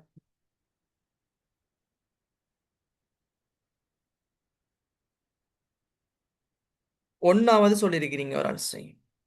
அப்ப இங்க பாருங்கம்மா, வணிக திட்டம் தொடர்பாக வழிகாட்டலை வழங்குவதற்காக தயாரிக்கப்படும் சுருக்கம். ஆ நான் உங்களுக்கு சொல்லி தந்தேன் ஸ்டூடெண்ட்ஸ். பாஸ் பேப்பர்ல பாருங்க இப்படி கேட்டிருக்கான கேள்வி. ஓ, சரியா? இப்போ வணிக திட்டம் தொடர்பாக வழிகாட்டலை வழங்குவதற்காக தயாரிக்கப்படும். இப்போ நான் சொன்ன உங்களுக்கு, நீங்க ஒண்ணு தயாரித்து நிறுவனம் ஒன்று தொடர்பான வழிகாட்டலை நடாத்துவதற்கு இருக்குன்னு சொன்னால் என்ன தேவை? காசு பாய்ச்சல் சுருக்கம், காசாக வந்து போன விடயங்களை செய்யற. கிரைய சுருக்கம், நிறுவனத்திட செலவுகளை ஏற்பாடு செய்யற. என்ன வருமானத்தை நான் காணணுமே. வருமான சுருக்கம் என்ன செய்யற? நிறுவனத்தின் வருமானம் தொடர்பாக செயற்படுற சொன்னேன் உங்களுக்கு. அப்போ கடன் தொடர்பான சுருக்கம், நிதி நிலைமை கூட்டுல நடைமுறை பொறுப்பு, நடைமுறை எல்லா பொறுப்புல பாப்பீங்க. ஆனால் இங்க நிறைவேற்று சுருக்கம்ன்றது என்ன? 2019 பாஸ் பேப்பர் 30வது கேள்வி படிச்சது தான். ஓகே. அப்ப 2019ல பார்ட் 2 பேப்பர் வந்திருக்கு பாருங்க. Okay students, part 2 paper. குட்மா. யாரெல்லாம் சொல்லியிருக்கிறீங்க ஆன்சர் பாப்போம். வாவ், கொட்டிருக்கீங்க. சகிந்தன், ஓகே. குமார், ஹம்ரிதா, ஃபாத்தி, ரஹ்மான், சுமையா, அனு, சல்மத், நசாகத், ஓகே. இவ்வளவு பேர் தானா ஆன்சர்? மற்றவங்களுக்கு நான் குழப்பமா? இல்லையே, கிளியர் தானேம்மா? Okay. Princy, okay, good. Jaini, ஓகேம்மா, குட். அப்போ ஓகே, குட். அப்போ ஸ்டூடெண்ட்ஸ், இதுல பாருங்க கேட்டிருக்கான் கேள்வி. வணிகர் ஒருவருக்கு வணிகம் திட்டம் ஒன்று முக்கியமாக அமைவதற்கான காரணம். அப்ப ஸ்டூடெண்ட்ஸ், உங்களுக்கு நான் அழகத்தனமா படிச்சிருந்தேன். வணிகம் தொடர்பாக வணிக திட்டம் யாருக்கு முக்கியத்துவம் பெறுன்னு சொல்லி டியூட்ல போய் காட்டவா உங்களுக்கு? பிசினஸ் பிளான் என்ன நன்மை முக்கியம் அமைவதற்கான காரணம் இரண்டனை சுருக்கமா விவரிக்கட்டா? மைக்கோன் பண்ணி சொல்லுங்க. சார், வணிகத்திற்கு தேவையான நிதி வசதிகளை பெற்றுக் கொடுத்தல். நிதி வசதிகளை பெற்றுக் கொடுத்தலாமா? ஆம். சொல்லுங்க பாப்போம், இன்னும் சொல்லுங்க பாப்போம். வணிகத்தின் மீது அக்கறை செலுத்தும் பிரிவினர்களுக்கு வணிகம் தொடர்பான தெளிவொன்றை பெற்றுக் கொடுத்தல். ஓகேம்மா, குட். வேற சொல்லுங்கம்மா. வணிகம் எதிர்காலத்துல எவ்விடத்தை நோக்கி பயணிக்கணும்ன்றது தெளிவுபடுத்துறதுக்கு. Okay, good. இப்பதான் நான் படிச்சு தந்தேன். வணிகர் இருக்கார் தானே, பிசினஸ் மேன். அவருக்கு வணிக திட்டம் எவ்வாறு முக்கியத்துவம், இப்படித்தான் கேட்கும் கேள்வி. நன்மை என்ன, முக்கியம் என்ன? அப்ப இதெல்லாம் இரண்டின சுருக்கமா விவரிக்கன்னு கேட்டா நீங்க பேஜா ஒவ்வொரு பக்கமா விவரிக்க தேவையில்ல. எக்கனாமிக்ஸ் மாதிரி 2 பாயிண்ட் கொடுத்தா சரி. என்ன? எதிர்கால முதலீட்டாளர்களை கவர்வதற்கு வணிகருக்கு வணிக திட்டம் தேவை. அதாவது வணிகத்தை நடத்தும் பொழுது பிரச்சனைகளுக்கு தீர்வு வழங்குறதுக்கு ஒரு வணிக திட்டம் தேவை. அதே மாதிரி வணிக கர்மங்களுக்கு கொண்டு நடாத்த வழிகாட்டலுக்கு ஒரு அமைவாக தேவை. ஒரு 2 பாயிண்ட் கொடுத்தா 4 மார்க்ஸ். ஒரு ஈஸியானது. இந்த கேட்டிருக்கான்னு பாருங்க. ஆன்சர் சொல்லுங்க. சந்தைப்படுத்தல் திட்டம் ஒன்றில் உள்ளடக்கப்பட வேண்டிய அடிப்படை கூறு கேட்டிருக்கான். அடிப்படை சந்தை திட்டம் உள்ள வேண்டிய விடயங்கள் கேட்டிருக்கான். இந்த கூறுகள் நன்மை கேட்டிருக்கான், நான் கூறுகள் கேட்டிருக்கானா. அப்ப 2 விடயம் தான் படிச்சோம். இதுல கூறு கேட்டிருக்கான். அப்ப நன்மை முக்கியத்துவம் வேற எது படிச்சோம் சொல்லுங்க. இப்பதான் படிச்சோம். சந்தைப்படுத்தல் திட்டம் ஒன்றில் உள்ளடக்கப்பட வேண்டிய கூறுகள் விவரிக்கட்டும். இலக்கு சந்தை, ஓகேம்மா, குட், நல்லம். உற்பத்தி பொருள், ஓகே, குட். விற்பனை எதிர்வு கூறல், ஓகேம்மா, சல்மத். ஓகேம்மா, குட். ஓகே, உத்தேச விற்பனை, ஹம்ரிதா. குட். ஓகேம்மா. உற்பத்தி பொருள் உபாய வழிமுறைகள். ஓகே, ஓகேம்மா, குட். இவ்வளவுதான். இப்ப எல்லா ஸ்டூடெண்ட்ஸ்க்கும் உங்களுக்கு புரிஞ்சிருக்கும். நான் உங்களுக்கு சொல்லி தந்தேன்மா. நீங்க இங்க கேள்வி கேட்டா இதுலயே புரிஞ்சு கொள்ளுங்க. மனிதவள முகாமைத்துவ திட்டம் தந்தான் சொன்னால் ஊழியர் தொடர்பு படுவான். ஊழியருக்கு கடன் வசதியை பெற்றுக் கொடுக்குற, ஊழியரோட பெயரை பெற்று பார்க்குற, ஊழியர்கள் நேர வினைத்திறனை செயற்படுறாங்கன்னு பார்க்குற. ஆனா இங்க சந்தைப்படுத்தலை கேட்டிருக்கிறான். அப்போ வாடிக்கையாளரோட தொடர்பு படுறது. அப்ப இது மார்க்கெட்டை தொடர்பு படுறது. டார்கெட் மார்க்கெட், இலக்கு சந்தை இருக்கணும். அப்ப ஆன்சர் இதெல்லாம் ஒரு கேள்வியா? வாடிக்கையாளர்கள் மையப்படுத்தப்பட்டவை, போட்டியாளர்களுக்கான சந்தைப்படுத்தல் உபாய வழிமுறை, சந்தைப்படுத்தலுக்கான செலவு. அஸ்லம் கேட்டீங்க, அஸ்லம் தானே கேட்டீங்க. சந்தைப்படுத்தல் செலவு வருமானு இதுக்குள்ள வரும். விளங்குதா? அப்ப இதுதான். சார் எக்ஸ்கியூஸ் மீ சார், ஓமா, சொல்லுங்க ஹபீப். அந்த பாயிண்ட்டை மட்டும் கொடுத்தா சரியா சார்? அதை எஸ்மா, விவரிக்கணுமா? எஸ்மா. இப்ப இதுல இருக்கக்கூடிய ஸ்டூடெண்ட்ஸ், நீங்க ஒன்னு சொல்றேன்மா ஹபீப். நீங்க பிசினஸ் ஸ்டடிஸை பொறுத்த மட்டுக்கும் நீங்க விளக்கவே தேவையில்லை. விவரிக்கேண்டு வந்தா விளக்கவே தேவையில்லை. இப்ப கூறுகளை விவரிக்கேன்னு தருவான். ஏன்னா உங்களை குழப்பணுமே, அதான் அவன் ஐடியா. உங்க எல்லாரையும் யூனிவர்சிட்டிக்கு எடுத்தா எல்லானுக்கும் டிகிரி கொடுக்கணுமே, எல்லானுக்கு சம்பளம் கொடுக்கணுமே. அவன் என்ன செய்யணும்? உங்களை தட்டத்தான் பார்ப்பான். அப்ப பிசினஸ் ஸ்டடிஸை பொறுத்த மட்டுக்கும் நீங்க என்ன செய்யுங்க? அடிப்படை கூறுகள் என்ன படிச்சோம்? சந்தைப்படுத்த எதிர்பார்க்கும் பொருள், இலக்கு சந்தை, சந்தைப்படுத்தலுக்கான செலவு, விற்பனை எதிர்வு கூறுற. விற்பனை எதிர்வு கூறுறன்னு என்ன சொன்னோம்? விற்பனை வருமானத்தை இனம் காணணும்னு சொல்லி படிச்சு தந்தேன். தேரிய லாபத்தை பார்க்கணும்னு சொல்லி படிச்சு தந்தேன். இப்ப படிச்சு தந்தது கேள்வி. நான் படிச்சு தந்ததை தாண்டி கேள்வி வரல. அதுக்குள்ளதான் கேள்வி வந்திருக்கு. அப்ப கூறுகளை 4 கொடுத்தீங்கன்னா ஓகே, 4 கொடுங்க. ஓகே, அப்ப இங்க பாருங்க, போட்டி நிலைமை பகுப்பாய்வின் போது. அப்ப போட்டி, நான் சொன்னேன் உங்களுக்கு, நிறுவனத்துல போட்டியில் கவனத்தை செலுத்தக்கூடிய 4 காரணிகளாம். அப்ப நான் உங்களுக்கு சொன்னேன், படிச்சு தரலையாமா? சொல்லுங்க, படிச்சு தரலையா? இத இப்பதானே படிச்சு தந்தேன். போட்டி செய்கின்ற பொழுது நான் உங்களுக்கு சொல்லி தந்தேன். அதை அஸ்லமை வச்சு யாரை வச்சு உதாரணம் சொன்னேன். யாரை வச்சு சொன்னு எனக்கு சரியா தெரியாது. அஸ்லம், நீங்க நிறுவனத்துக்குள்ள போட்டிக்கு போறீங்க. நிறுவனத்தின் பகுப்பாய்வு செய்கின்ற போது என்னத்தை பார்ப்பீங்க? போட்டியாளர்களுடைய பலத்தை பார்ப்பீங்க. போட்டி நடைமுறையில் காணப்படும் என்ன நிலைமையில இருக்காங்க. நான் சொன்னேன் உங்கள்கிட்ட, 250 ரூபா போட்டி பொருள் ஒரு போட்டியாளர் 250 ரூபாய்க்கு விலைக்கு ஒரு பொருளை கொடுக்குறாங்கன்னு சொன்னால் நீங்க 200 ரூபாய்க்கு கொடுங்கன்னு சொன்னேன். ஏன்? அவனோட காம்படிஷனுக்கு இறங்குங்க. அப்ப அதெல்லாம் கவனம் செலுத்தணும். இப்ப ஒரு யூனிட் பொருளை, இப்போ ஒரு ஷர்ட், ஒரு ஆடை உற்பத்தியாளர் 1200 ரூபாய்க்கு விற்பனை செய்யறான்னு சொன்னால் அதை நம்ம அறிஞ்சு கொள்ளணும். நம்ம அவர் அறியாம 1500 ரூபாய்க்கு வித்துட்டோம்னு சொன்னா நம்மள்ட்ட வருவான வாடிக்கையாளர்? இல்ல. அவ போட்டி நிலைமை பகுப்பாய்வின் போது கவனித்துக் கொள்ள வேண்டிய 4 காரணம் கேட்டிருக்கான். 4 தான் இருக்கு. சொல்லுங்க பாப்போம், சொல்லுங்க. மாதத்தில் காணப்பட வேண்டிய போட்டி நிலைமை. ஓமா, குட், நல்ல. போட்டியாளர்களும் அவங்களோட பலங்கள், சந்தையில் பிரவேசித்தலில் உள்ள தடைகள். ஓகேம்மா, நல்ல. ஹபீப், சர்மி, ஹம்ரிதா, குட். அப்போ ஓகே, ஆன்சர் நீங்க சொல்ல இப்ப உங்களுக்கு விளங்குதா? எவ்வாறு ஒரு நாள் உங்களுக்கு ஃபுல் ரிவிஷன் பாஸ் பேப்பர் செய்யுங்க.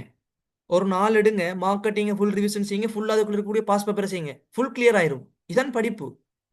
அதை விட்டுட்டு எல்லாத்தையும் குழப்பிக்கொள்ற. தேடுங்க, எந்தெந்த யூனிட்டுக்குள்ள எந்தெந்த கேள்வி வந்திருக்குன்னு தேடுங்க. ஃபுல் பாஸ் பேப்பரை செஞ்சு முடிங்க. 7 வருஷம் பாஸ் பேப்பர் தான் உங்களோட எக்ஸாம். நான் சொன்னேன் உங்களுக்கு, உங்களோட A level exam paper leak ஆக்களுக்கு தெரியா என்ன? உங்களுடைய 10 வருட பாஸ் பேப்பரை ஃபுல்லா அனலைஸ் பண்ணி தியரியையும் கொஞ்சம் ரிவிஷன் செஞ்சு படிச்சு எக்ஸாமுக்கு போனீங்கன்னு சொன்னா உங்களுக்கு இலகுவாக எழுதக்கூடிய மாதிரி இருக்கும். எடுத்துட்டு வரலாம் இப்ப இருக்கக்கூடிய மாணவர்களுக்கு. ஓகே, அப்ப இங்க பாருங்க அடுத்த கேள்வி கேட்டிருக்காங்க. செயற்றீட்ட மதிப்பீட்டு கிரயத்தில் செயற்றீட்ட கிரயத்தின் மதிப்பீட்டில் எத்தனை கிரயம் படிச்சோம்? நடைமுறையல்லா சொத்து கிரயம், தொழிற்படு கிரயம், அதே மாதிரி ஒரு செயற்பாடு ஏற்படுவதற்கு முன்னால் உள்ள கிரயம் படிச்சோம். அப்ப இங்க கேட்டிருக்கான் அதற்குள் உள்ளடக்கப்பட்டுள்ள செயற்பாட்டிற்கு முந்திய செலவு. இப்ப சொல்லுங்கம்மா, இதை எவ்வளவு விளக்கமா சொன்னேன்? ஒரு கொலேஜ் கட்டணும், விளக்கத்துடன் உதாரணம் சொல்லட்டாம். சொல்லுங்க பாப்போம். இடத்தை விருத்தி செய்வதற்கான இடத்தை செலவு. ஒழுங்குபடுத்துவதற்கான செலவு, மின்சார நீர் வசதிகளை பெற்றுக்கொள்வதற்கான செலவு. Okay, good மனல்லம். ஹபீப், நசாஹத், சல்மத், ஓகேமா, குட். சர்மி, எல்லாருமே இருக்கீங்க. அப்ப கிளாஸ்ல இருக்கக்கூடியவங்க ஸ்டூடெண்ட்ஸ், நீங்க ரஹ்மான், அம்மர், அனு, அஸ்லம், அஸ்மா, அதீஃப், அதீக், பெர்வின், கிறிஸ்டன், சஞ்சுலன், திலாரா, ஓகே, சிஃப்ரா, அபி, சதீஸ், ஓகேமா, குமார், சர்மி, ஈதஸ், ஃபாத்தி, ஃபர்ஹான், ஃபாத்திமா, நபீஹா, நஃப்சா, ஹப்சா, ஹம்ரிதா, ஹனா, ஓகே, ரிசாக், ஓகேமா, good. Pabatharani, Kavi, Mariyam, Habeeb, Nazahath, Princy, Kowliswani, Rinos, Salmath, Hisan, Sanchika, Jakeenthan, Stella, Sumaiya, Zainab, Jaini, Dhanushka, Sabeesan. Okay, all clear.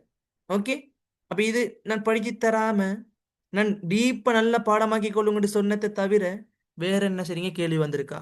கேளுங்க நீங்க. சார் நீங்க என்ன சார் நீங்க சொல்லி தராம பாடமாக்குங்கன்னு சொன்னதுதான் கேள்வி வந்திருக்கு. சும்மா மேலோட்டமா பார்த்துட்டு போங்கன்னு சொன்னது வந்திருக்கா? நோ. அப்ப இப்படிதான் யூனிட் 4 ஃபுல்லா செய்வேன். Focus, full focus. சார் இது 14, 17, 18 சேர்ந்து தானே வரும் ஓம் பாட்டுக்கு? ஓம்மா, தகவல் முறைமையும் வணிக திட்டமும் சேர்ந்து வரும் 20 மார்க்ஸுக்கு. இந்த கேள்வி சூஸ் பண்றவங்களுக்கு இலகுவா படிச்சுக்கொள்ள முடியும் இருக்கிற காலத்தை.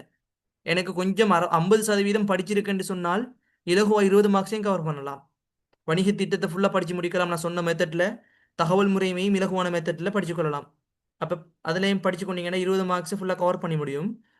நீங்க மனிதவள முகாமைத்துவம் HR இப்போலாம் படிச்சீங்க போனீங்கன்னா கவலை வரும். ஏன்னா அதுல இருக்கக்கூடிய விவரங்கள் எல்லாம் நிறைய இருக்கு. அப்ப அதெல்லாம் எது எது வரும்னு சொல்ல தெரியா, விளங்குதா? அப்ப அதெல்லாம் படிக்கிறதை விட சார் இந்த கொஷனை சூஸ் பண்றது பெஸ்டா சார்? எஸ்மா, மேனேஜ்மெண்ட் சைட் நான் அதைத்தான் சொல்றேன். மேனேஜ்மெண்ட் சைட்ல நீங்க இப்ப மேனேஜ்மெண்ட், அதாவது 8 கொஸ்டின்ஸ் வருது நம்ம, 8 கேள்வி வருது. 8 கேள்வியில நான் ரெக்கமெண்ட் பண்ற கேள்வி மேனேஜ்மெண்ட் சைட்ல 3 கேள்வி செய்யுங்கன்னு தான் சொல்லுவேன். இப்ப படிக்க ஸ்டார்ட் பண்ண ஸ்டூடெண்ட்ஸாக இருந்தாலும் பிரச்சனை இல்லை. ஆனால் இப்பதான் சார் நான் படிச்சிருக்கிறேன், எனக்கு BC எடுக்கணும்னு சொன்னா அங்கால 3 எடுக்க சொல்லுவேன். பார்ட் ஏ பார்ட்ல. ஏன்? அங்கால இலகுவான யூனிட் தான் எல்லாம். ஆனா இங்க என்ன எல்லாம் பாடமாக்குறத போய் கொட்டிட்டு வரதான். ஜென்ரலா கேள்வி கேட்கவே மாட்டான். பாருங்க என்ன கேள்வி கேட்டிருக்காண்டு. வணிக திட்டத்தில் உள்ளடக்கப்படின கூறுகள், அந்த வணிக திட்டமிட்டு தயாரிச்ச என்ன முக்கியத்துவம், நன்மை கேட்டிருக்கான். அடுத்த கேள்வி என்ன கேட்டிருக்கான்? போட்டி நிலைமை பகுப்பாய்வின் போது கவனம் செலுத்த வேண்டிய காரணம் 4 கேட்டிருக்கான். நம்ம படிச்ச செயற்பாட்டு முந்தைய செலவு என்னென்று விளக்கி உதாரணம் 2 கேட்டிருக்கான். ஜென்ரல் பொதுவான கேள்வி கேட்டிருக்கானா? பொதுவான கேள்வி கேட்டால் மார்க்ஸ் வெட்டிப்படும். ஆனா இங்க மேனேஜ்மெண்ட் சைட்ல பொதுவான கேள்வி 100க்கு 95% கேட்க மாட்டான். உங்களுக்கு நீங்க பாடமாக்கி வச்சிருந்தீங்கன்னா ஃபுல்லா போய் கூட்டிட்டு வரதான். பாடமாக்குனது அப்படியே கேட்டு வச்சிருப்பான். இங்க பாருங்க 2022ஆம் ஆண்டு பாஸ் பேப்பர். இங்க பாருங்கம்மா, வணிக திட்டம் ஒன்றை தயாரிக்கும் போது கவனித்துக் கொள்ள வேண்டிய விடையை 4 தான் இருக்கான். அடிச்சுடுங்க, குயிக் ஆன்சரை சொல்லுங்க பாப்போம். 2022 பாஸ் எனக்கு தேவையான நிதி வழங்க. ஓகே, போட்டி. அப்ப நம்மட ஸ்டூடெண்ட்ஸுக்கே போட்டி. நான் ஆன்சர் சொல்லணும். இதான் ஸ்டூடெண்ட்ஸ், இதான் இருக்கணும். இதான் இந்த காம்படிஷன் எதுல காட்டுங்கன்னு சொன்னா நீ ஆன்சர் சொல்லலாம். நான் தான் அங்க கிங். எங்க ரேங்க், ஜெட் ஸ்கோர், பிசினஸ் ஸ்டடீஸ்ல நீங்க எடுத்தா, நீங்க பிசினஸ் ஸ்டடீஸ்ல நல்ல 95 மார்க்ஸ் எடுத்தீங்கன்னு சொன்னா நல்ல ஜெட் ஸ்கோர், நல்ல ரேங்க் வரும். விளங்குதா? சும்மா இலகு அடுக்கலாம் ஸ்டூடெண்ட்ஸ். விளங்குதா? இருக்கக்கூடிய காலம் ஒரு 3 நாள் போதும். இந்த 20 மார்க்ஸ் கேள்வியை கவர் பண்றதுக்கு 2 நாள் போதும். ஒரு 5 அவர் எடுத்து. விளங்குதா? அப்ப கட்டாயம் இலகுவான மெத்தட் இது. இதே மாதிரி பிசினஸ் ஸ்டடிஸ் எங்க சரி நீங்க படிச்சிருக்கீங்களா? இப்படி படிச்சிருக்கீங்களா? எனக்கு தெரியும். நான் கூட இப்படி பிசினஸ் ஸ்டடிஸ் படிச்சதில்லை. பிசினஸ் ஸ்டடிஸ் நீங்க படிச்சிருக்கீங்களா? பிசினஸ் ஸ்டடிஸ் இப்படி படிச்சதை வச்சு பாஸ் பேப்பர்லாம் செஞ்சிருக்காங்களா? இப்படி எது முக்கியம், எது இம்பார்ட்டன்ட் குறிச்சு இப்படி செஞ்சிருக்காங்களா? எனக்கு தெரியும். நான் இப்படி இடத்த கிளாஸ் கண்டதும் இல்லை, போனதும் இல்லை. லோ பட்ஜெட்ல ஃப்ரீயா அப்படி செஞ்சிருக்காங்களா இங்க சரி? செஞ்சிருந்தா நல்லம். இல்ல இல்ல, நான் அதான் சொல்றேன். அப்ப எனக்கு நோக்கம் பிள்ளைகள் படிச்சுக்கொள்ளணும். எனக்கும் அடிக்கணும் poster. Full 18 unit revision, 3000 5000 seminars, 120 hours அடிக்கணும். ஏன் எந்த லாப நோக்கம் சொன்னால் நான் உழைச்சு கொள்வேன். ப்ரொஃபஷனல் அக்கௌண்டன்ட் நான் உழைச்சு கொள்வேன். எனக்கு எங்க கம்பெனிக்கு போனாலும் நான் உழைச்சு கொள்ளலாம். எனக்கு பணம் தான் தேவை என்றால் நான் ஒரு 1 இயர் ஃபாரின் போய் வந்தேன்னு சொன்னால் ஓகே. இல்ல நாம் படிச்ச கல்வி இதைத்தான் சொல்ற. டாக்டர், இன்ஜினியரிங் அதே மாதிரி அவங்க எல்லாம் படம் காட்டுற. நான் படித்த சேவை மூலம் பிறருக்கு உதவி செய்யணும். நான் ஸ்டூடெண்ட்ஸ் டாக்டருக்கு நான் மதிப்பு கொடுக்குறேன்டா படிச்ச கல்விக்கு தான் மதிப்பு கொடுப்பேன். அவங்க சேவை செய்யறேன்னு சொல்றாங்க, அதுக்கு மதிப்பே கொடுக்குறல நான். நான் விரல் சுண்டி காட்டுவேன் சொன்னால் படித்த ஒரு கொமர்ஸ் படித்த மாணவன் டாக்டர் உருவாக்கலாம். ஏன் அவன் உழைப்பது மாதம் மாதம் 25 லட்சம் 30 லட்சம். டாக்டருக்கு மெடிசின் படிக்க வைக்கலாம். விளங்குதா?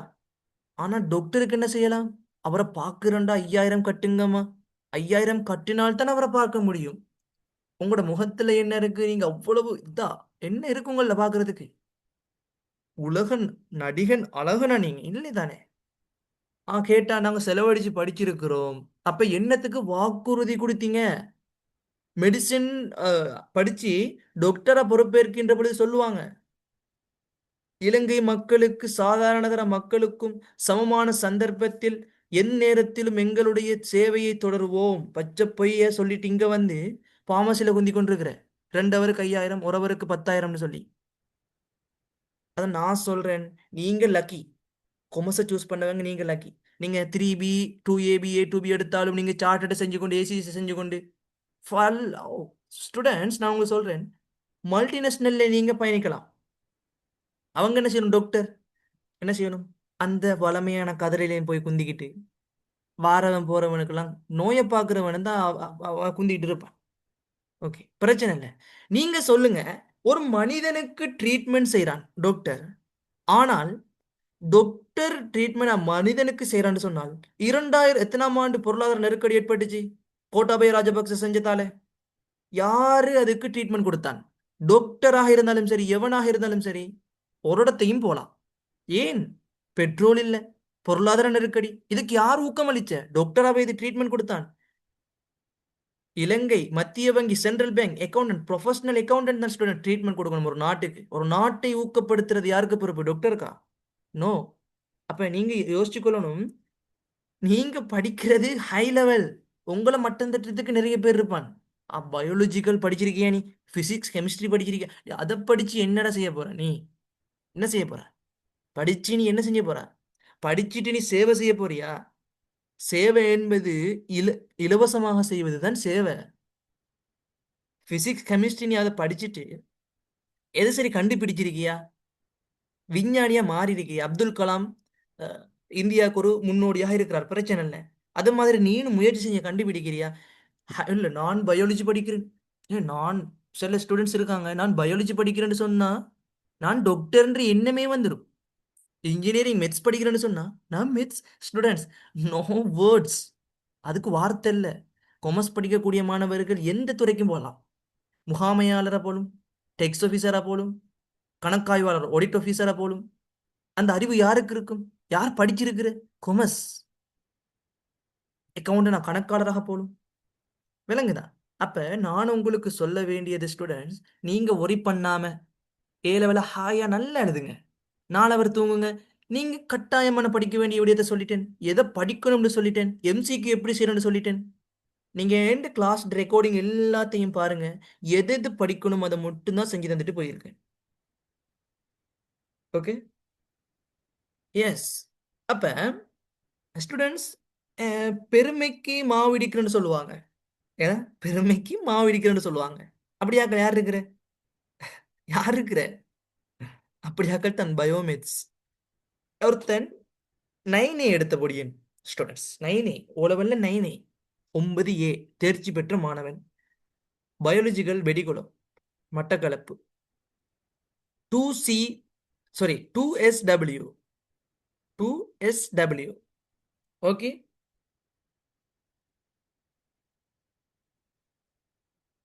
ஓகேமா?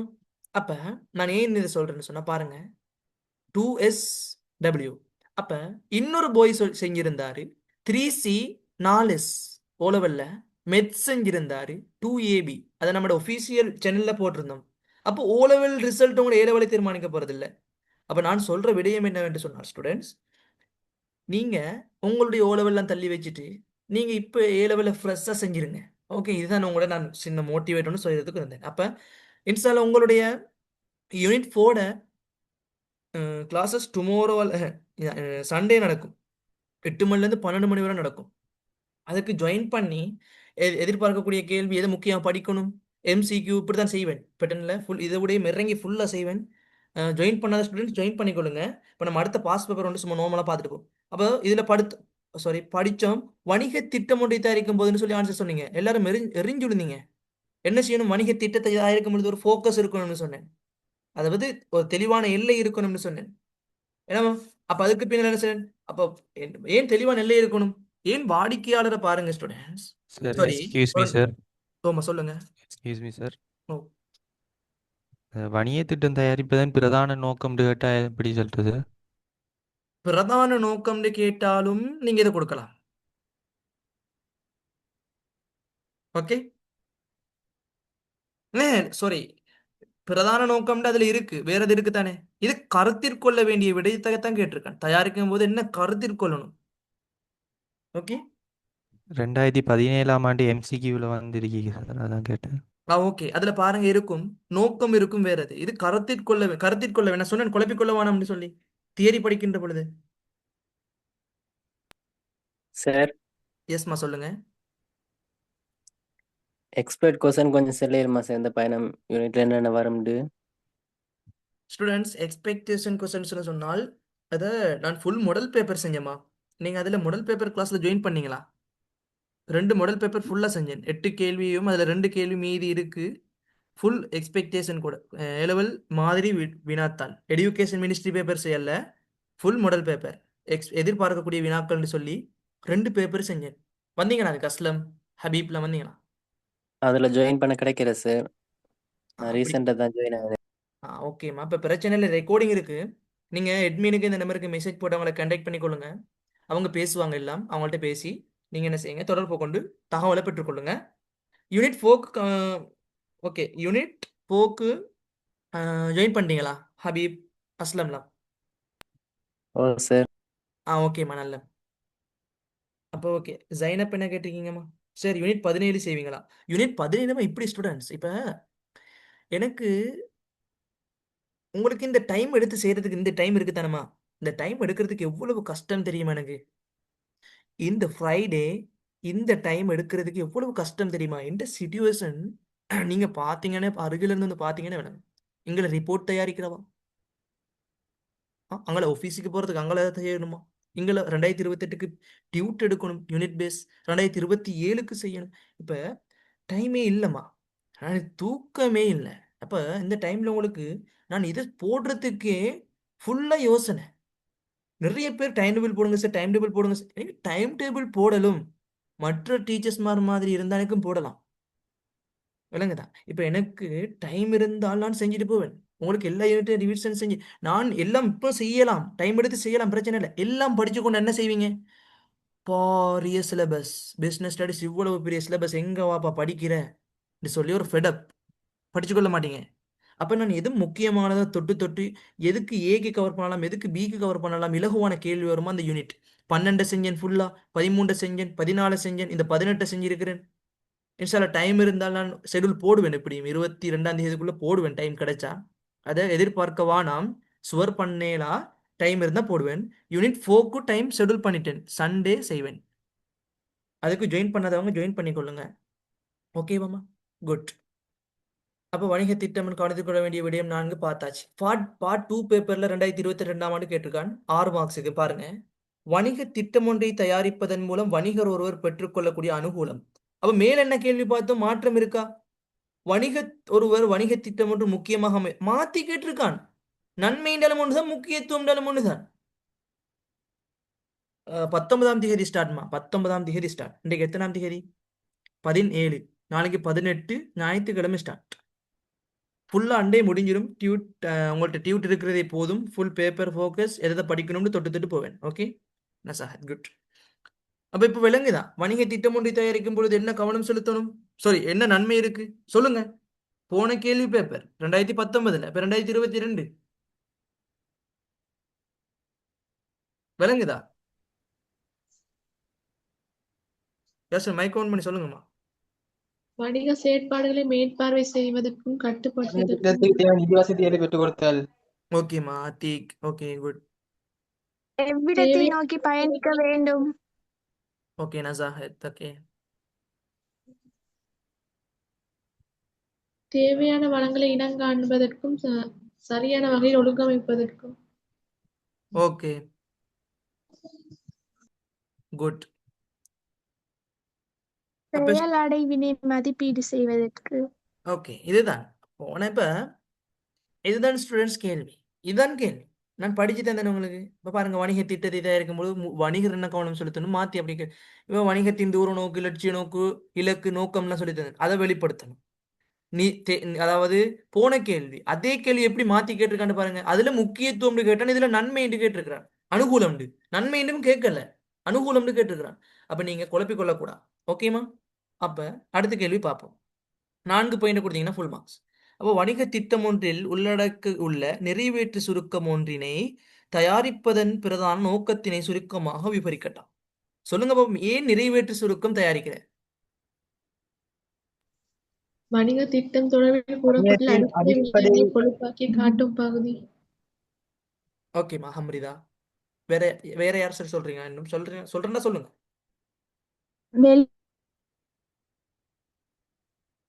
இப்ப நான் உங்களுக்கு நீங்க சொல்ற ஆன்சர்லாம் சரி. நீங்க ஓகேம்மா குட் படிச்சிருக்கீங்க. வெளியக பிரிவினர் வணிகம் தொடர்பாக மேலதிக விடயங்களை நீங்க அவ்வளவு ஓவர விளக்க தேவையில்ல அறிந்து கொள்வதற்கு. நசார். நீங்க அவ்வளவு ஓவர விளக்க தேவையில்ல. நான் சொல்றது சொன்னாலே சரி. இப்ப நீங்க சின்ன சின்ன பாயிண்ட்லாம் சொன்னீங்க நிறைய பேர். குட், நல்ல பாயிண்ட். நான் சொல்ற பாயிண்ட் 70 மார்க்ஸ், ஃபுல் மார்க்ஸ். வணிக திட்டத்தினை வாசிப்பவருக்கு நீங்க ஷார்ட் மெத்தட்ல ஒரு நோட் எடுக்கிறீங்க, அதை வாசிப்பவருக்கு எக்ஸாமுக்கு இலகுவா இருக்கணும். அதே மாதிரி தான் வணிக திட்டத்தினை வாசிப்பவருக்கு அத்திட்டம் தொடர்பான பருமட்டமான, அதாவது இலகுவான மெத்தட், இலகுவான முறையில் தெளிவொன்றை பெறணும். இதுதான் 2 மார்க்ஸ். கஷ்டம் இருக்கா? எங்க சரி இருக்கா கஷ்டம்? கஷ்டம், நஷ்டம், தொல்லை ஏதாவது இருக்கா? இல்ல. கஷ்டப்படுத்துறானா? இல்ல. அப்ப 4வது கேள்வி ஆனாவில பாருங்க. திட்டம் ஒன்றில் உள்ளடக்கியுள்ள நிகழ்ச்சி திட்டம் வணிகர் ஒருவருக்கு முக்கியத்துவம் பெறும் 4 சந்தர்ப்பம். சிஃப்ரா ரிப்பீட். வணிக திட்டத்தினைமா வாசிப்பவர் இருக்காங்க தானே, வணிக திட்டத்தை வாசிப்பவர். இப்ப நீங்க ஷார்ட் மெத்தட்ல வணிக திட்டத்துல ஒரு ஷார்ட் நோட் எடுக்கிறீங்க. அது நீங்க என்ன செய்றீங்க? ஷார்ட் மெத்தட்ல ஏன் எடுக்கிறீங்க? எக்ஸாம் பேட்டர்ன்ல படிச்சு கொள்றதுக்கு. அப்ப படிக்கிறீங்கன்னு சொன்னால் நீங்க என்ன செய்றீங்க? ஷார்ட் மெத்தட்ல எடுத்துக்கொள்றீங்கன்னு சொன்னால் உங்களுக்கு விளங்கக்கூடிய தன்மை இருக்கணும், இலகுவா விளங்கிக் கொள்ளக்கூடிய தன்மை. அதே அந்த ஷார்ட் நோட்டை பார்க்காம தியரிய டியூட் எடுத்து பார்த்தா என்ன செய்யும்? குழம்பும். எதை படிக்கணும்னு விளங்காது. ஆனால் நீங்க ஆரம்ப காலத்துல ஷார்ட் நோட் எடுத்து வச்சிருந்தா இலகுவாக தகவல்களை பெற்றுக்கொள்ளலாம். அதே மாதிரி தானே இது. வணிகத்துக்கு எவ்வாறு நிறைவேற்று சுருக்கம் முக்கியம், அதோட நோக்கம் என்ன? அப்ப நீங்க எழுதிக்கொள்ளணும். விளக்குன்னு கேட்டா வணிக திட்டத்தினை வாசிப்பவருக்கு பிசினஸ் பிளான் தொடர்பான ரீட் பண்றதுக்கு, வாசிப்பதற்கு அந்த திட்டம் தொடர்பான ஒரு தெளிவொன்றை பெற்றுக்கொள்றதுக்கு. அவ்வளவுதான். 2 மார்க்ஸ். இதெல்லாம் ஒரு கேள்வியா? ஓகே ஸ்டூடெண்ட்ஸ், அப்ப பாருங்கம்மா, வணிக திட்டம் ஓகேமா சிஃப்ரா? Okay good. வணிக திட்டமிடல் உள்ளடக்கியுள்ள நிதி திட்டம் ஒருவருக்கு நிதி திட்டம் வணிகருக்கு நான் உங்களுக்கு சொன்னேன். செயற்பாட்டு முகாமைத்துவ திட்டம் எவ்வாறு முக்கியத்துவம் பெறும், சந்தைப்படுத்தல் முகாமைத்துவம் எவ்வாறு முக்கியத்துவம் பெறும். லாஸ்ட் கேள்வி 8வது கேள்வியில கேட்டிருக்கான், எடுத்து பாருங்க. 2022ஆம் ஆண்டு பாஸ் பேப்பர். அப்ப என்ன நிதி திட்டம் அதாவது நிதி திட்டம் வணிகர் ஒருவருக்கு முக்கியத்துவம் சந்தர்ப்பம் என்ன படிச்சு தந்திருக்கிறேன். 5வதுல ஆன கேள்வி நிதி தொடர்பா சொல்லுங்க. நிதியை முதலீடு செய்தல் தொடர்பாக தீர்மானம் எடுப்பது. ஓகேமா சிஃப்ரா குட். அப்ப நான் உங்களுக்கு சொல்லி அளவினை தீர்மானிப்பதற்கு. நம்ம விலங்கல்ல முதலீட்டின் அளவினை தீர்மானிப்பதற்கு. Okay good. Short method. அப்போ ஓகே. அப்போ ஸ்டூடெண்ட்ஸ் நான் உங்களுக்கு சொல்லி தந்திருந்தேன் வணிக நடவடிக்கைகளுக்கு தேவையான முதலீட்டு அளவினை தீர்மானிக்க, அதாவது சந்தைப்படுத்தல் முகாமையாளர் சந்தைப்படுத்தல் தொடர்பாகத்தான் செயற்படுவாங்க. சந்தைப்படுத்தல் திட்டம் ஏன் தேவைன்னு சொன்னா வாடிக்கையாளர் இலக்கு, சந்தைப்படுத்தல் இலக்கு, உற்பத்தி தொடர்பான திட்டம் அதைத்தான் அவங்க பார்ப்பாங்க. சாரி, உற்பத்தி திட்டம் செயற்பாட்டு முகாமைத்துவ திட்டத்துக்கு வரும். ஓகே, அப்போ ஒவ்வொரு ரீதியான இப்ப நிதி திட்டம் தொடர்பாக வணிகர்களுக்கு என்ன முக்கியத்துவம்? நிதி திட்டம். அவங்க நிதி தொடர்பான தகவலை தான் தீர்மானிப்பாங்க. அப்ப என்ன செய்யணும்? வணிக நடவடிக்கைக்கு தேவையான முதலீடு அளவினை தீர்மானித்தல். படிச்சு தந்தானே நான் தந்தேன். வணிக நிதியினை என்ன செய்யற? முதலீடு செய்து தொடர்பான தீர்மானம் எடுக்கிற. விளங்குதா? நிதி மேலதிக அதாவது அதிக நிதி காணப்படுதா பற்றாக்குறை காணப்படுதான்னு சொல்லி தீர்மானம் எடுக்கிறதுக்கேற்ற முதலீட்டிற்கு ரீதியான ஒரு தகவல்களை ஈடுபடுத்துற. இதுதான் 4 கேட்டிருக்கேன். 4 கொடுத்தீங்கன்னு சொன்னால் நான் சொன்னதை தவிர எக்ஸாம் பேப்பர்ல வந்திருக்கா ஸ்டூடெண்ட்ஸ். இப்ப பாருங்க, நீங்க நான் உங்களுக்கு சொன்ன வணிக திட்டத்துல செயற்பாட்டு முகாமைத்துவ திட்டத்தில் முக்கியத்துவம் அல்லது நன்மை, அதில் உள்ளடங்க வேண்டிய கூறுகள் அல்லது விடயங்கள், அதுல ஒவ்வொரு மனிதவள முகாமைத்துவம், சந்தைப்படுத்தல் முகாமைத்துவம், செயற்பாட்டு முகாமைத்துவம், அதெல்லாம் ஓர்டருக்கு இருக்கக்கூடிய அனைத்தையும் படமாக்கி கொள்ளுங்க.